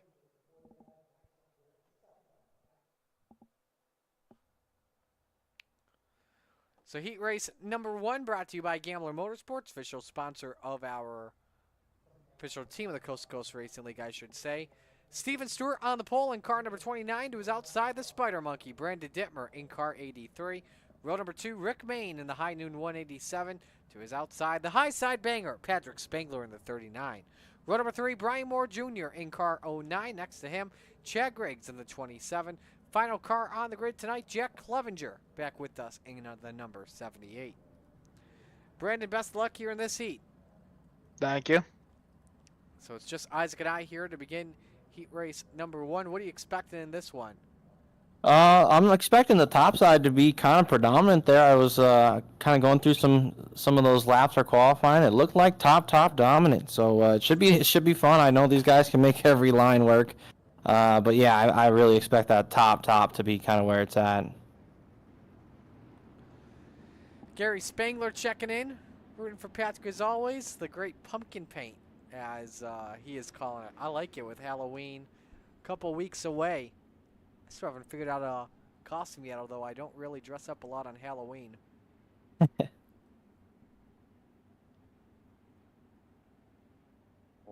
I don't know. I've got Hey Dudes. Maybe I could dress up as Tyler Carpenter. Oh, there you go. I haven't even thought of Halloween. I gotta get through, Dirt Week first before Halloween's a thing. Yeah, I mean, you could be Woody. You're a cowboy. All right. Hey, I've worn it on the broadcast before. Yes, you have. Yes, you have. I wore my shark head, which is now retired, unfortunately. That's a good memory on. Maybe we have a Halloween themed broadcast. It is a Thursday. It's a Thursday this year. Alrighty. Yes, it is. All right, going green here. Alrighty. Winner on pole for tonight's 35-lap feature. Stewart and Dittmer bring us to green. Gambler Heat 1 underway. Stewart off with the good jump. Rick Mayne in second. Dittmer tries around the outside, but he clips the wall down the back chute. Patrick Spangler rounds out the top 4 at the moment, but everyone makes it into the show. Rick Mayne pushes tight. Lap 1, though, led by Steven Stewart, Isaac.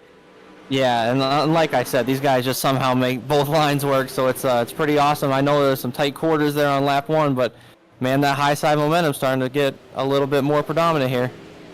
Yeah, absolutely. Rick Mayne with the advantage of 13-11 last time by, able to barely clear Brandon Dittmer for right now. Now sets his sights on Steven Stewart for the race lead. An incredible exit off turn 4 for the 187. They're nearly wing to wing at the moment here. We're coming to halfway next time by, Isaac. Yeah, but he's going to get that outside momentum really built up. I think he has a chance to clear him by the end of the front stretch here. Here comes Patrick as well, right behind him. Rick Mayne to the race lead at the halfway point, and yes, Patrick Spangler closing in very fast. A 12.96 last lap for the high side banger. Now he is all over Mayne, nearly considered threading the needle there on your top 2 for the race lead. 3 to go in this heat race. Yeah, absolutely. No, Oh, Brandon. Good save. Phenomenal save. He and Griggs check up. They fade back just a little bit. Oh, wait, hang on. Jack Clevenger, Brian Moore Jr. have a little exchange. Rick Mayne a little bit sideways off for turn 2. So Steven's holding it down on the bottom pretty well here. But now here comes Patrick Spangler as well. Wants the race lead. He backs out of it. 1 lap to go in this heat race. 3 drivers have a chance at pole. Now it's down to 2. Steven Stewart or Rick Mayne. Put your bets on now, right now into turn 3. Final time, Stewart or Mayne. Mayne may have a shot. Steven Stewart just barely wins heat 1. What a feat. Oh, wow. Wow, man. Wow. 0.03 of a second for the number 29 ride. Good way to kick off the night is we've got some small beef. Just kidding. Yeah, right. So, but a good start to the night for sure. So we now Yeah, what a heat race, man. Wow. Moving on to Heat 2, brought to you by Regency Home Inspection. Here's the lineup. John Short on pole in the 51. To his outside, it's the salesman, Blake Chapman in the number 20. Row number 2, the boss, Ross Corinna in the 10. Gentleman Jack hit next to him with a 217.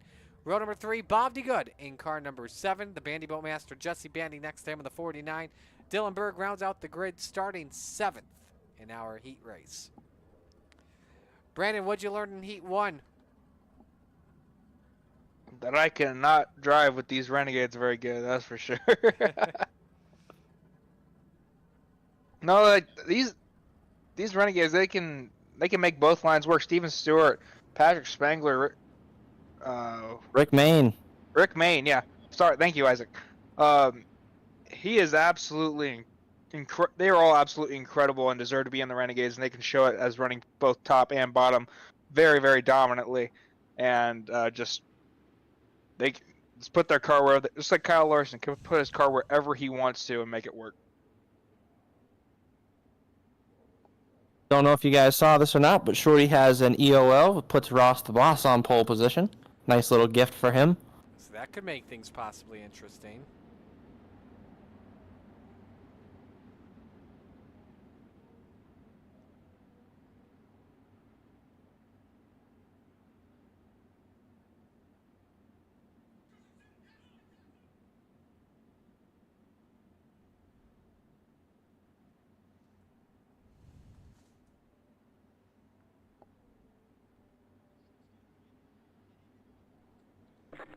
Green flag out for Heat 2. Winner starts the outside of the front row. Nice start from Corinna in the 10. Chapman up to 2nd. Bob DeGood, John Short, but Jesse Bandy all do get it for the 3rd position. Here they come off the corner. Lap number 1 led by Ross Corinna, but Brandon Blake Chapman all over him for that race lead badly. Yeah, and Blake's a very, very patient driver. He will wait for his opportunity. He will not force anything that will cause him to wreck, and so he's going to just bide his time. Keeper downstairs. Jesse Bandy, though, on the challenge as well after starting in the 6th position. Quickest guy on track with a 13.18. Corinna hanging on to that race lead for right now. Top 3, nose to tail for the race lead, Isaac. Yeah, absolutely. And Blake made that kind of bottom line working through 3 and 4 there, and excited to see, you know, kind of what lines these guys start to choose. Bandy, quickest lap last time by 13:15. Now it's Carrera who's pulling away at a 12:98. Do you think, Brandon, possibly Chapman should have made the pass for the lead a little bit early? He probably should have. It almost cost him second, and he was not going to make that mistake again. If he gets up to Ross, he's going to go for it.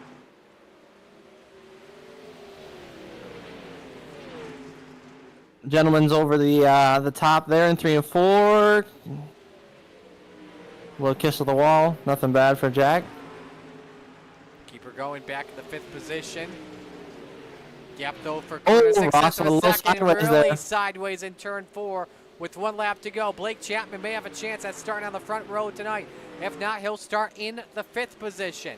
Here they come through turns number 3 and 4. Bandy into good battle for 3rd, but it's Ross Carrera that picks up the win in Heat 2.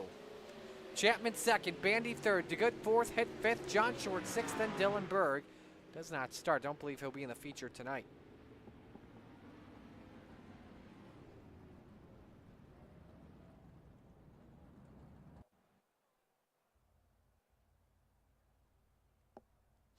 One more heat race left to go, brought to you by Maurer Farm Management. Here's the starting lineup. Randy Shreves on the pole in the 56. Next to him, it's Brad Waite in the 814. Row 2, the Macho Man, Tyler Wilson, the 42. And the Brute to Beats next to him, Jeff Barker in the 513. Final row tonight, Sly Job, Isaac Salas in the 5. And the Desert Demon, Terry Landis in the 161. All righty, Isaac, best of luck here. Awesome. Thank you, sir. We'll have to see here, Brandon, if we see an early pass lead or if somebody decides, you know what, we're going to stay patient once again. I think patience is going to be your better virtue. If you get aggressive, you know, you just up your chances that much more of starting in the back of this feature and giving yourself a ton more work than you want.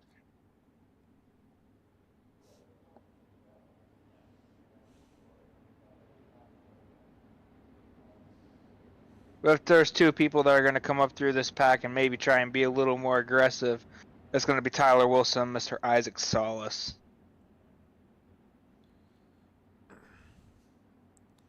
Well, we will see how they perform here. Now our final heat race. Winner starts on the inside of row number 2 for tonight's 35-lap feature.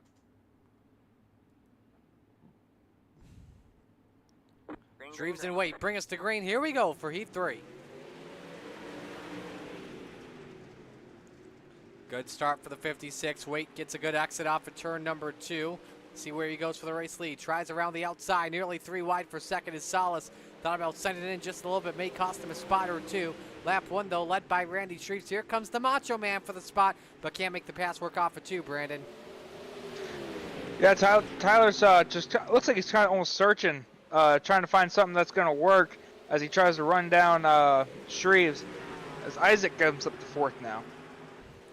Made his way past Jeff Barker for the spot. Terry Landis now in that 3-way battle for the position. Landis up the track for just a moment. Shreves, though, quickest guy on track, but here comes Wilson once more for the lead. Wilson a 10th better last time by compared to Randy Shreves the last lap, BD. Yeah, he's running that middle line where there was a little bit of tack left, and it's kind of working out for him. He's sending it a little harder into 1 than Shreves is, as here comes Brad Waite right on the heels of Wilson. Let's see what Waite can do. Thinks about low. Doesn't work there. Stays tucked behind that number 42, but up the hill goes the Macho Man. Waite's got a chance to strike for P2. Does he send it into 3 and 4? Yes, he does with a slide job on Tyler Wilson. The 42 counters it back. 2 laps to go. Wilson still leads. And now he sends it way too much in 2. There is nothing to catch you there in 1 and 2. I learned that the hard way several times in the last feature. And there's almost contact. Oh, you were riding on board how close that was for second.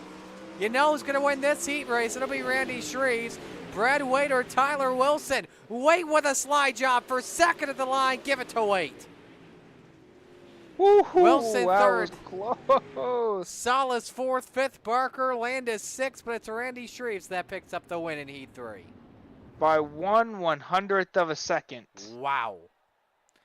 Preliminary action is in the books. When we come back, it is showtime at Lucas Oil Speedway. Stay with us on the Coast to Coast Racing Network.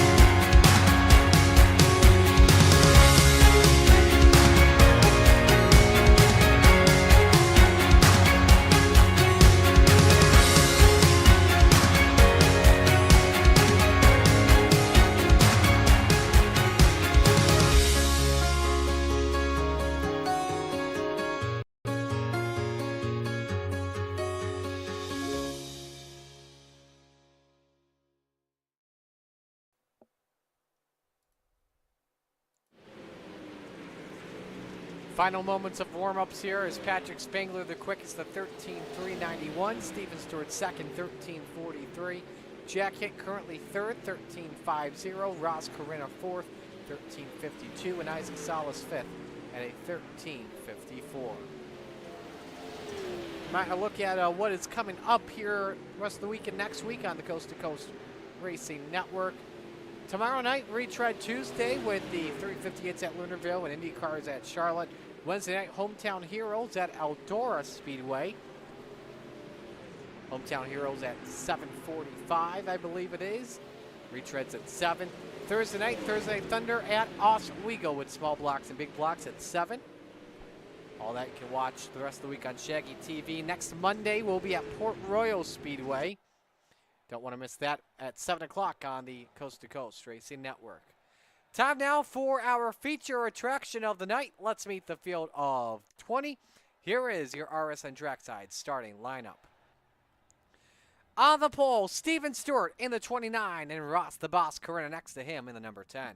Row number 2, Randy Shreves of the 56 and Rick Mayne in the 187. Row 3, the Salesman, Blake Chapman in the 20 and Brad Waite in the 814. Row number 4, the High Side Banger, Patrick Spangler in the 39, and the Bandy Belt Master, Jesse Bandy in the 49. Rounding out the top 10 here tonight, the Macho Man, Tyler Wilson in the 42, and the Spider Monkey, Brandon Dittmer in the 83. Row 6, Bob D. Good in car number 7, and Isaac Salas, Slide Job in the 5. Row 7, Chad Griggs in the 27, and Gentleman Jack Hitt in the 217. Row 8, the Bird to Beast, Jeff Barker in the 513, and Jack Clevenger in car 78. Rest of the field looks like this. Row 9, John Short in the 51, the Desert Demon, Terry Landis, the 161. Rounding out the grid tonight, Brian Moore Jr. in car number 09. Time for picks to win tonight. I am going to go with Rick Mayne in the 187, boys. Let's see here. Isaac, we're going to let you go last here. Brandon, who you got? Oh, give me the man who kicked my butt 2 seasons ago in a Rebel. It's going to be Ross Corina. You go the boss. Alrighty. Isaac? Well, since y'all let him just out here, Blake Chapman, man, come on. Alrighty. Smart picks, boys. Alrighty, best of luck. And again, if one of you guys crash out, we will bring you guys in. Awesome. That's good. Thank you.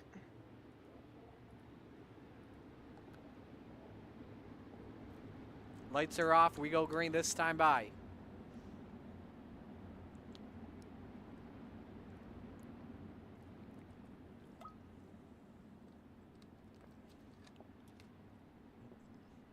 We are set for our flatline racing bodies. Green flag here. Well, for the final time tonight, it's time to shake and bake, wing it and bring it. Where else would you rather be than right here, right now? From coast to coast, Stuart and Corinna bring us to green. It's showtime in the Show Me State.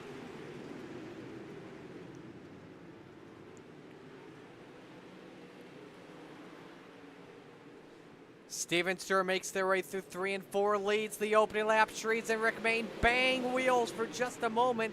Everybody, though, keeps her straight. Good battle for a second between Corinna and Main. The salesman Blake Chapman up to the 4th position for right now. Shreeds loses a spot or two because of it. Chapman all the way downstairs trying to save the tire early.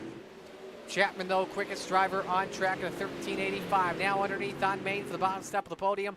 Can he take that away? Not just yet. Chapman looking really fast, a lot like Morano was on the bottom early. Now it's Steven Stewart, the quickest car at the moment. Last time by 13.83. This time of the line, quicker driver is Rick Main, 13.94. In that 3rd position, him and Blake Chapman actually matched last lap times. So now Main all over Ross Corinna. Can he get second? Meanwhile, the high side banger tries to crack the high side open on Randy Shreeds for the 5th position. Into the fluff he goes for just a moment. The 56 shuts the door right in his face, but keeps it going. Meanwhile, Corinna challenging Stewart for the lead. Main also on the tail. Stewart up by about a car length and a half for right now. Main downstairs. Same with Blake Chapman for the runner-up position. They nearly went 3 wide. Main got sideways, headed back out for just a split second. Corinna hanging on for right now and good hard racing early. So we're 5th of the way through this one. Bad corner from Steven Stewart. Corinna looks high, wide, and handsome for the top spot. Jack Clevenger has crashed. Stewart takes out a Uke tire for just a moment. Caution flag waves as Stewart catches the brake. Not what the boss wanted one bit. It's for a couple of cars. Clevenger, Barker, Moore Jr., and Short. Heavy damage to a lot of cars in this one. Look at the Malcolm's Mills mill riding replay and show you what happened. Ooh, slight contact by Chad Greggs. There is Barker upside down. It's Moore Jr. and Short. The 2 cars go flipping.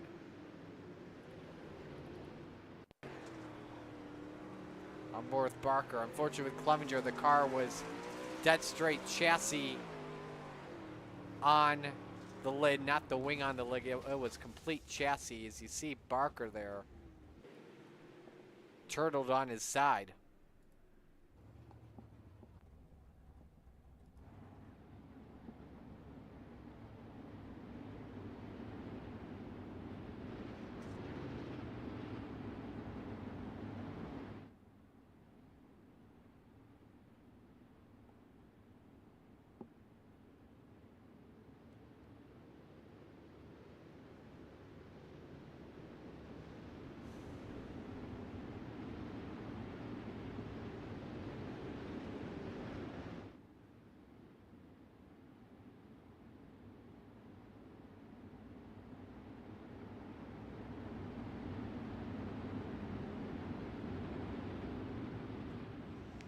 Coming back to the green flag, first restart of the night. Steven Stewart selected the bottom.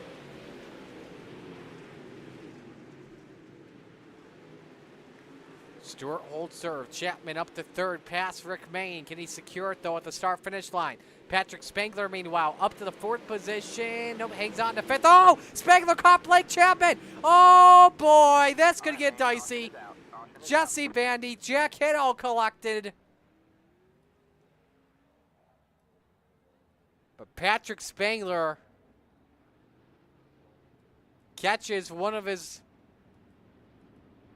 not just one of his friends, but also one of the drivers he normally races for the championship. This is not the replay of what happened. Watch Jesse Bandy. Spangler caught the back of Blake Chapman, and I think Chapman's able to keep his spot though, because I don't think he completely spun it or stopped it. Just sideways, it made a really good save out of it. It's right on board with Jack Hitt.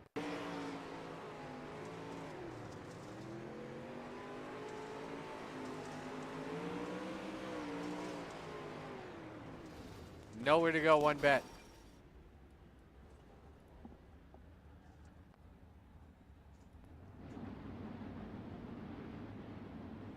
And yes, Blake Chapman able to keep his third position.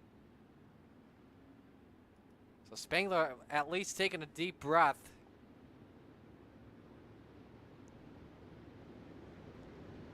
Thinking for a moment that he sent Chapman to the back, but no, that's not the case. The salesman keeps his third spot, both of them likely with 2 X's, so won't get the bonus points for having a clean race.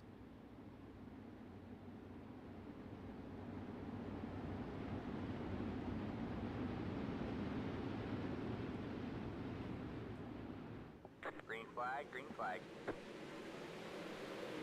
Back to green we go. Let's take a look from the Chapman Racing drone. Is Steven Stewart able to hold serve for right now? Blake Chapman for second off at turn number 4. The salesman puts her to the point at Lucas Oil. Rick Main hangs on to third.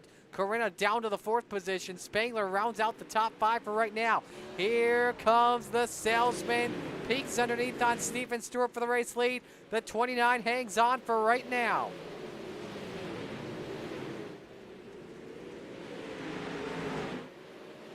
Good exit off for turn 2 from Blake Chapman. Oh, big hit of the Duke tire. Steven Stewart up the hill he goes. And Ross Corinna takes the race lead away. The top 2 get together. The yellow came out at the worst time probably because Brandon Dittmer spun. Oh my goodness. What in the world just happened?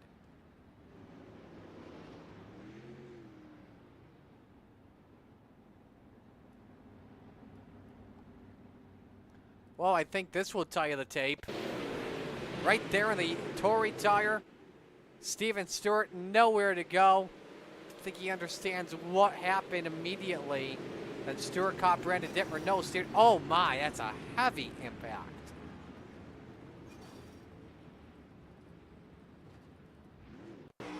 On board the Spider Monkey.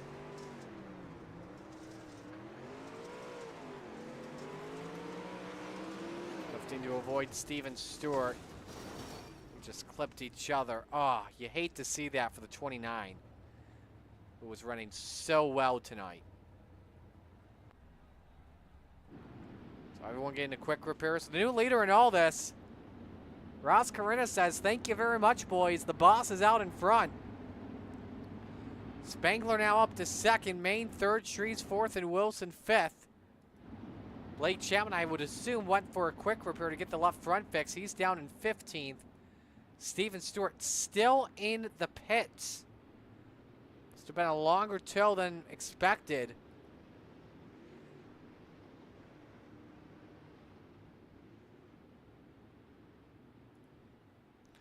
Single file restarts for the next 20 laps. Corinna set to bring the field back to the green flag. Green flag. Shreves around the outside looking for 3rd. That was a clean restart by the 56. Great timing to try and move up to the podium, and Shreves has the 3rd position. But now Corinna's got company from Patrick Spangler, who's got company from both Rick Main and the 56 of Shreves. Does Spangler take a peek underneath? Yes, he does for the race lead. Trying the line that Chapman was very good at. Your points leader puts her to the point with a slide job on Ross Corinna. And the boss cannot fight back on that for right now. Corinna, though, sends it in deep, clips the berm in turn number 3 and 4. And the high side banger puts her out in front. And how about that 187 to Main? Up into 2nd, past the boss smoothly. Patrick Spangler could try and run away with this one early. How about the guy in 7th? The Desert Demon with a great performance. Terry Landis up 11 spots into 7th. He started in 18th position. We also have the driver in 6th, Isaac Salas, looking for that triple crown tonight. In SJRN history, there's only been one driver to do it, and it was Salas. And that was on Thursday nights in a small block, a big block, and back when we had the Xfinity Trail. Meanwhile, Maine challenging for the race lead on Patrick Spangler. Corinna looks low, top 3, all under a blanket for the top spot. Spangler a little bit tight in turn number 2. Hangs onto it, though, for right now. Maine testing the low line. See if that still has some moisture in it. Now just has to follow Spangler on that 39 and try and possibly hope that he makes a mistake for right now. Corinna fading just a bit. They have a 1.1 second advantage as Spangler goes over the banking. Rick Maine for the race lead. Hangs on the bottom. Spangler keeps her up top. Who leads in the line? Give it to the 187. And the yellow flag waves. Perfect timing for Rick Maine. And it's for Jesse Bandy in the 49.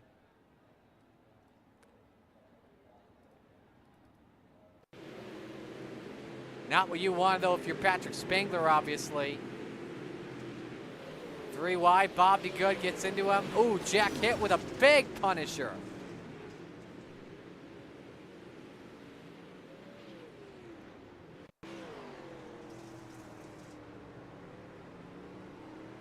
On board with that 49. There's just the slight contact. And a hit from behind, did not see that one coming.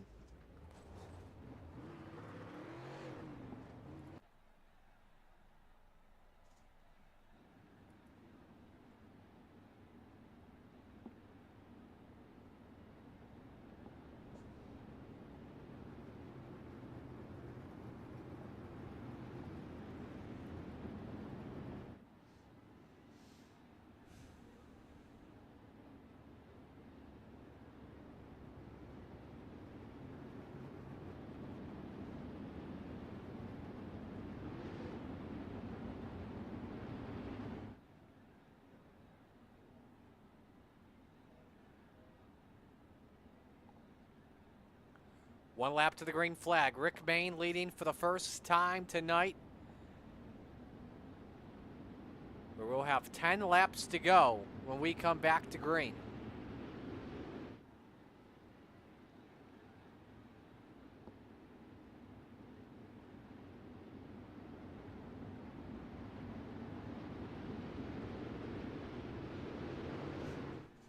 Green flag, green flag. Back to the green. Spangler turned off for Coretta. Loops it around. Salas collected. Chapman collected. Oh my goodness.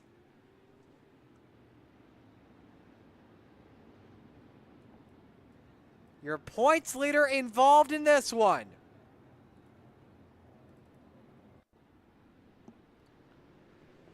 Here's the look. Corinna just barely eats him. Salas nowhere to go, clips the Uke tire, and Chapman is hooked.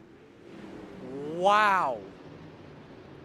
The two drivers favored to win this championship involved in this accident. This is the onboard Blake Chapman.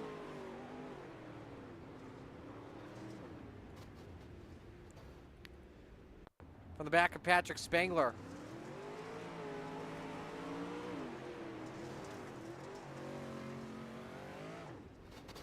Yeah, Patrick was trying everything to save it. But could not get it done. The 39 uses a quick repair. Chapman's already used his quick repair. So the boss is up to second. Tyler Wilson now third. Shreves fourth. Isaac Salas. Not too sure how the left front looks after the slight contact.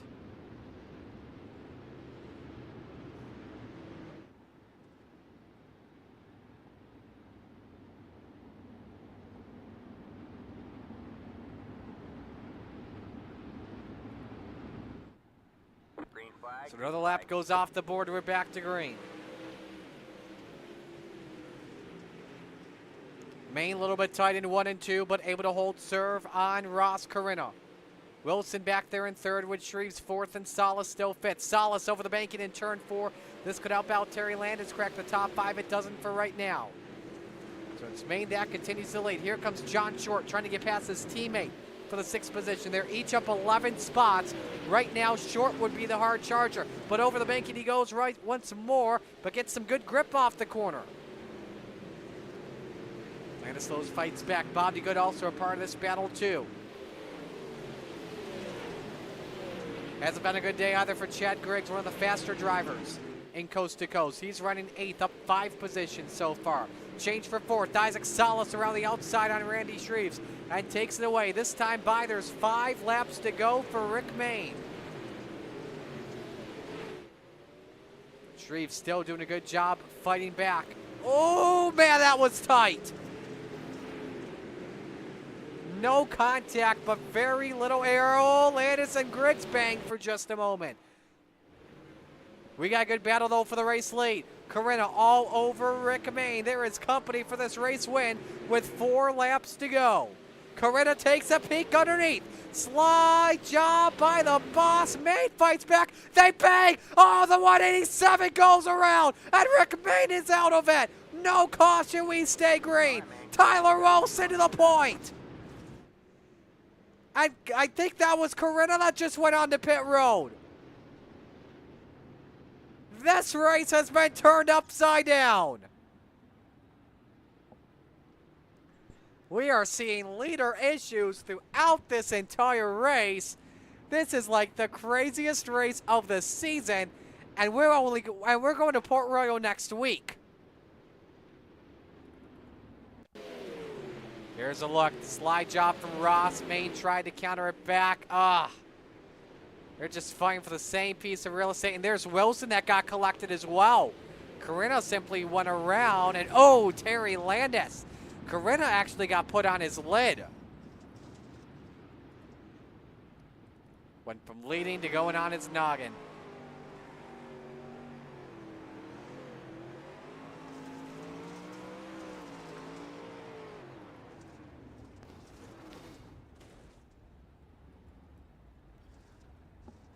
What a wild one tonight.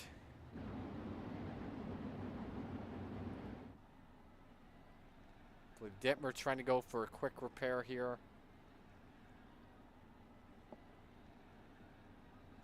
So we will have a 2-lap shootout. And Rick Main was second across the line. So this race isn't over for him just yet.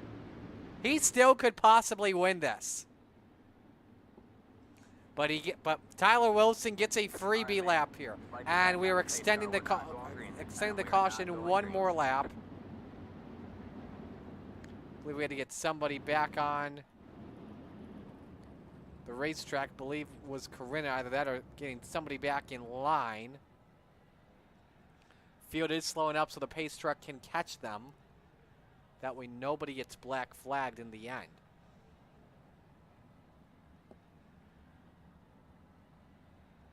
All right, man. Lights are back on the pace car. We're not going And green this time. lights We are back not on going once green. more. So a couple extra pace laps before we go back green.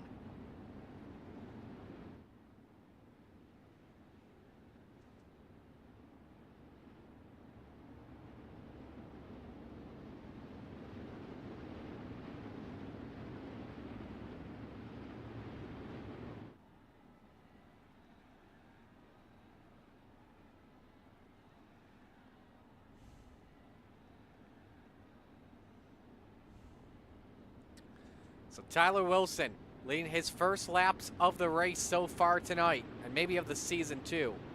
Rick Main second, Randy Shreves third, Isaac Salas fourth, John Short in fifth. How will this race play out here at the end? Will we go to overtime? Possibly. We're about to find out. Green, white, checkered. Main trying to time this restart. He didn't do it well. Randy Shreves up to second. Main sends it deep, and Tyler Wilson around go both of them. Randy Shreves to the race lead. You gotta be freaking kidding me. First attempt at a green-white checkered is coming up. And you know Tyler Wilson is about to go all Randy Savage here. Maine tried everything. And now the question is, who led that? Who had led for second? Yeah, Maine just pushed up into Tyler Wilson. You saw who kept her straight.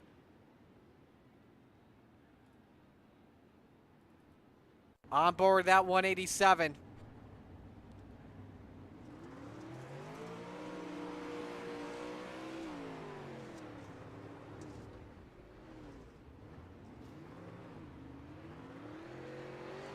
Man. So Randy Shreves now is your race leader, and we're going to have to do some digging here, folks.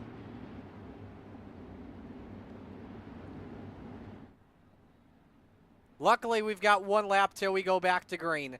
Maine again has to restart in second. I'm kind of wondering as well at the same time, what does his instant points look like? Randy Shreves has had 2 seconds in Renegades. That's been his best finish ever in this Renegades. He could get his first ever win in the A division after so many years of trying. Is tonight the night for the 56? 1 lap shootout here.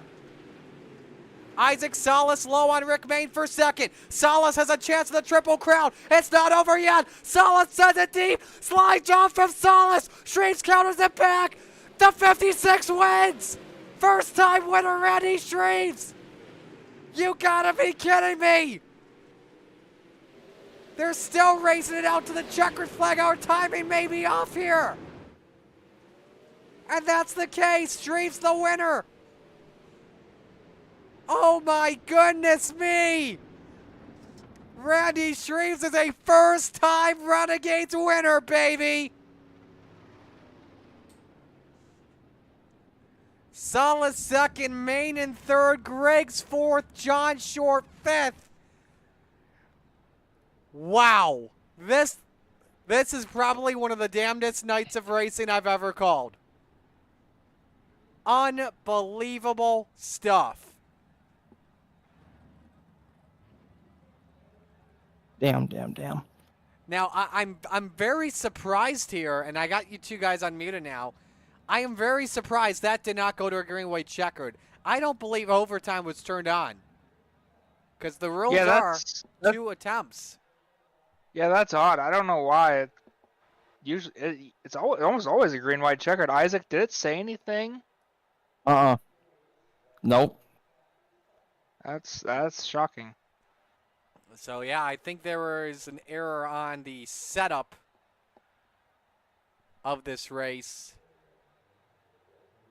But Randy Shreves, ladies and gentlemen, he's had more than 73 starts from what we have here in Renegades. Gets his first ever Renegades win. He's had a bunch of wins in the past in Hometown Hero events, but he gets his first ever Renegades victory. Oh my, I cannot wait to talk with him. But let's begin with our third place finisher in Rick Maine. I know a lot of people want to hear from him. Rick, take me through your perspective on those final few laps. What happened from your perspective? Well, first of all, I hadn't raced behind Tyler that whole time. I wasn't expecting him to run the middle there, and I just cleaned him out, so I'm sorry. All the apologies in the world go out to that guy. I feel bad for him. It's happened to me, so I've been there, and I know how frustrating it is, so sorry, buddy. Did you think that you had second there at the line over Randy Shreves originally on that restart, or no? I'm not sure. The restarts were a little wonky. I felt like a lot of guys were kind of laying back. He got quite a few good runs on me coming to the line. Yeah, I mean, I should have never really been back there. I mean, I don't know what Carenta was thinking. He came down to block or whatever, and we got together, and that kind of shuffled me back there. So I felt like I had probably the best car. I mean, that's the best I've felt against these guys since I started. So just unfortunate to have gotten shuffled back there and then made some mistakes because I was frustrated, and I mean, that's on me. Who do you want to give shout outs to, though, on your run? Yeah, all my guys at Inferno. Dylan spotted me tonight. The guy Donald at DNT Designs got me looking good. Highline Cinematography, all those guys. I just really appreciate it. I mean, we're hooked up. I got to get Speed Factory on the side of the car, but those guys over at Speed Factory, they know what they're doing. So. Alrighty, man. Well, great job tonight. And we'll talk to you next week, hopefully. Yep. Good racing, boys. Rick Main finishes third. Isaac Salas second. Almost had the triple crown there, buddy. I thought from my perspective, you did the right thing going into turn number 3. Yeah, I didn't really know. I thought the bottom could possibly be a thing, but I figured that I probably had spooked Randy enough getting so close to him that he might try to, do something drastic and just throw a haymaker slider all the way, like I was gonna do, and he's gonna do the same thing. And yeah, I didn't really know what to do. I kind of stepped on it a little bit there in 3 and 4, and I think that ruined any chances I really had. But it's man, I came close. You came close. You had to work pretty hard for that, without question. We're watching that replay right now. Was it just? Did he just crossed over at the perfect time there? Yeah, I think I made it pretty a little. I mean, probably a little too obvious of what I was gonna do, if I'm being honest.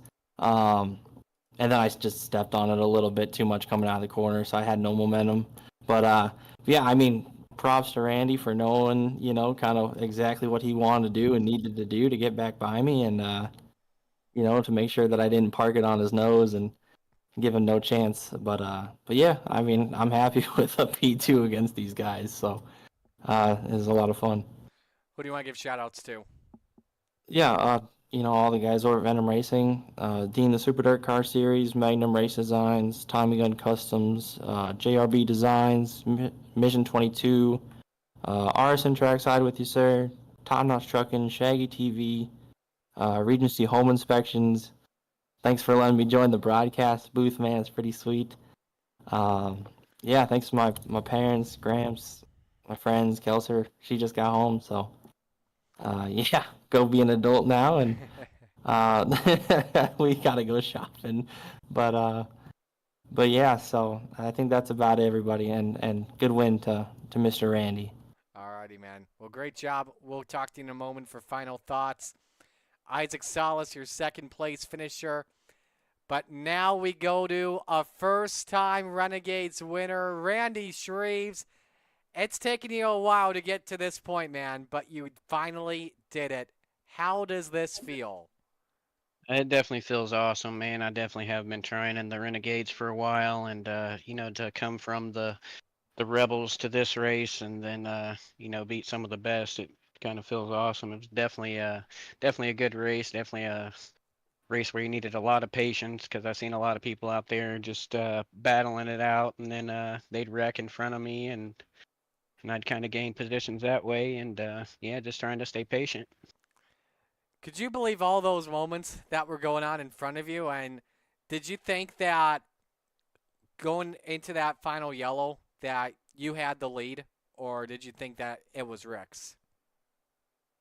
To be honest, I thought, Rick had crashed. I think he got into it with Tyler there, and I didn't know how much damage he had taken on. And then, it's like I thought it was going to be a green-white checkered. When the race was over, I didn't even think that it was over. I ran an extra lap, I believe, just thinking that it wasn't over. But yeah, I was just going full bore, trying to hold that lead. You made the smart decision, to say the least, going for that extra lap just in case, because I didn't know if there was an iRacing error or a timing error or what was going on, but a better safe than sorry, that's for sure. So, how you gonna? And I should ask you this too before I ask you how you're gonna enjoy this one. Um, did you expect the slide job from Isaac? No, no, I didn't. That one definitely caught me off guard. And once I got by him again, he still let me know he was there. He was right on my butt the whole race. And yeah, it's always a good race with Isaac. I know it, wasn't intentional or anything, but yeah, it happens. It's just racing, man. We were racing hard, and it was definitely a lot of fun. How you gonna enjoy this one tonight? How you celebrating? Well, I'm getting kind of old and up there in age, so probably just gonna relax a little bit, watch some TV, and soak it up. What Get beer the do you heart rate drink? back down. Yeah, that's for sure. What beer do you drink? uh, Normally Budweiser, Bud Light. Okay, well you'll drink one of those then, I'm guessing. Yeah, So, I'll get the bush for you. who do you want to give shout outs to on this one? I really want to thank Coast to Coast for putting on this awesome league, man. They're just awesome. Um, you for the broadcast, you and Brandon up there, and Isaac. You guys do a great job also, and I love racing with these guys. And yeah, I also want to thank KSB Builders, and I want to thank my son Dylan Shreves for painting my car. He does awesome. He just started, and yeah, I think he does some good work. Enjoy this one. Congratulations, man. Very happy for you. This was well deserved tonight. Great job. Thanks, Marty. Randy Shreves, a first-time Renegades winner. He did it. He did it. After coming so close so many times, he finally got a win in the Coast to Coast Racing League. Man, oh man, what a night of action tonight. Isaac, I want to begin with you for final thoughts, and I do want to mention this as well. I actually had to do some research on this as well. That was your best Renegades finish ever. I know. No, trust me, I know. I was thinking about it. It was in the back of my mind for sure. Yeah, like I said, I feel like, this last half of last season plus this season, I've really kind of hit a stride in the sprint cars. Really started to dial in setups and get a little bit better and better every week. So yeah, it's been an awesome night for me, I can tell you that. But I'm truly happy for Mr. Randy Shreves to get that big win in the Renegades finally, and I'm happy to run right up there with him. I can tell you that for sure. It was a lot of fun. Alrighty, buddy. Well, you got to get going. I will see you Thursday. All right. Awesome, thank you, buddy. I'll see you Thursday. Alrighty, Brandon. Final thoughts. Another great night of racing all around. Oh, except for those last 5 laps of the Renegades feature. That kind of took a turn for the worse. But other than that, it was fantastic. And just love to see all the battles all throughout the fields. You definitely love to see it, that's for sure. So we are going to bid adieu here on tonight. That is a night you're going to remember for a while up there in Coast to Coast. Unbelievable, the storylines that panned out, especially in the Renegades. That will do it for us here on behalf of everyone at the Coast to Coast Racing League, all the fine drivers and sponsors, Roger Craig and his great group of admins. On behalf of Isaac Salas and Brandon Dittmer, Marty Scala saying so long. Your winners tonight, Isaac Salas and Randy Shreves, first-time Renegades winners, so long.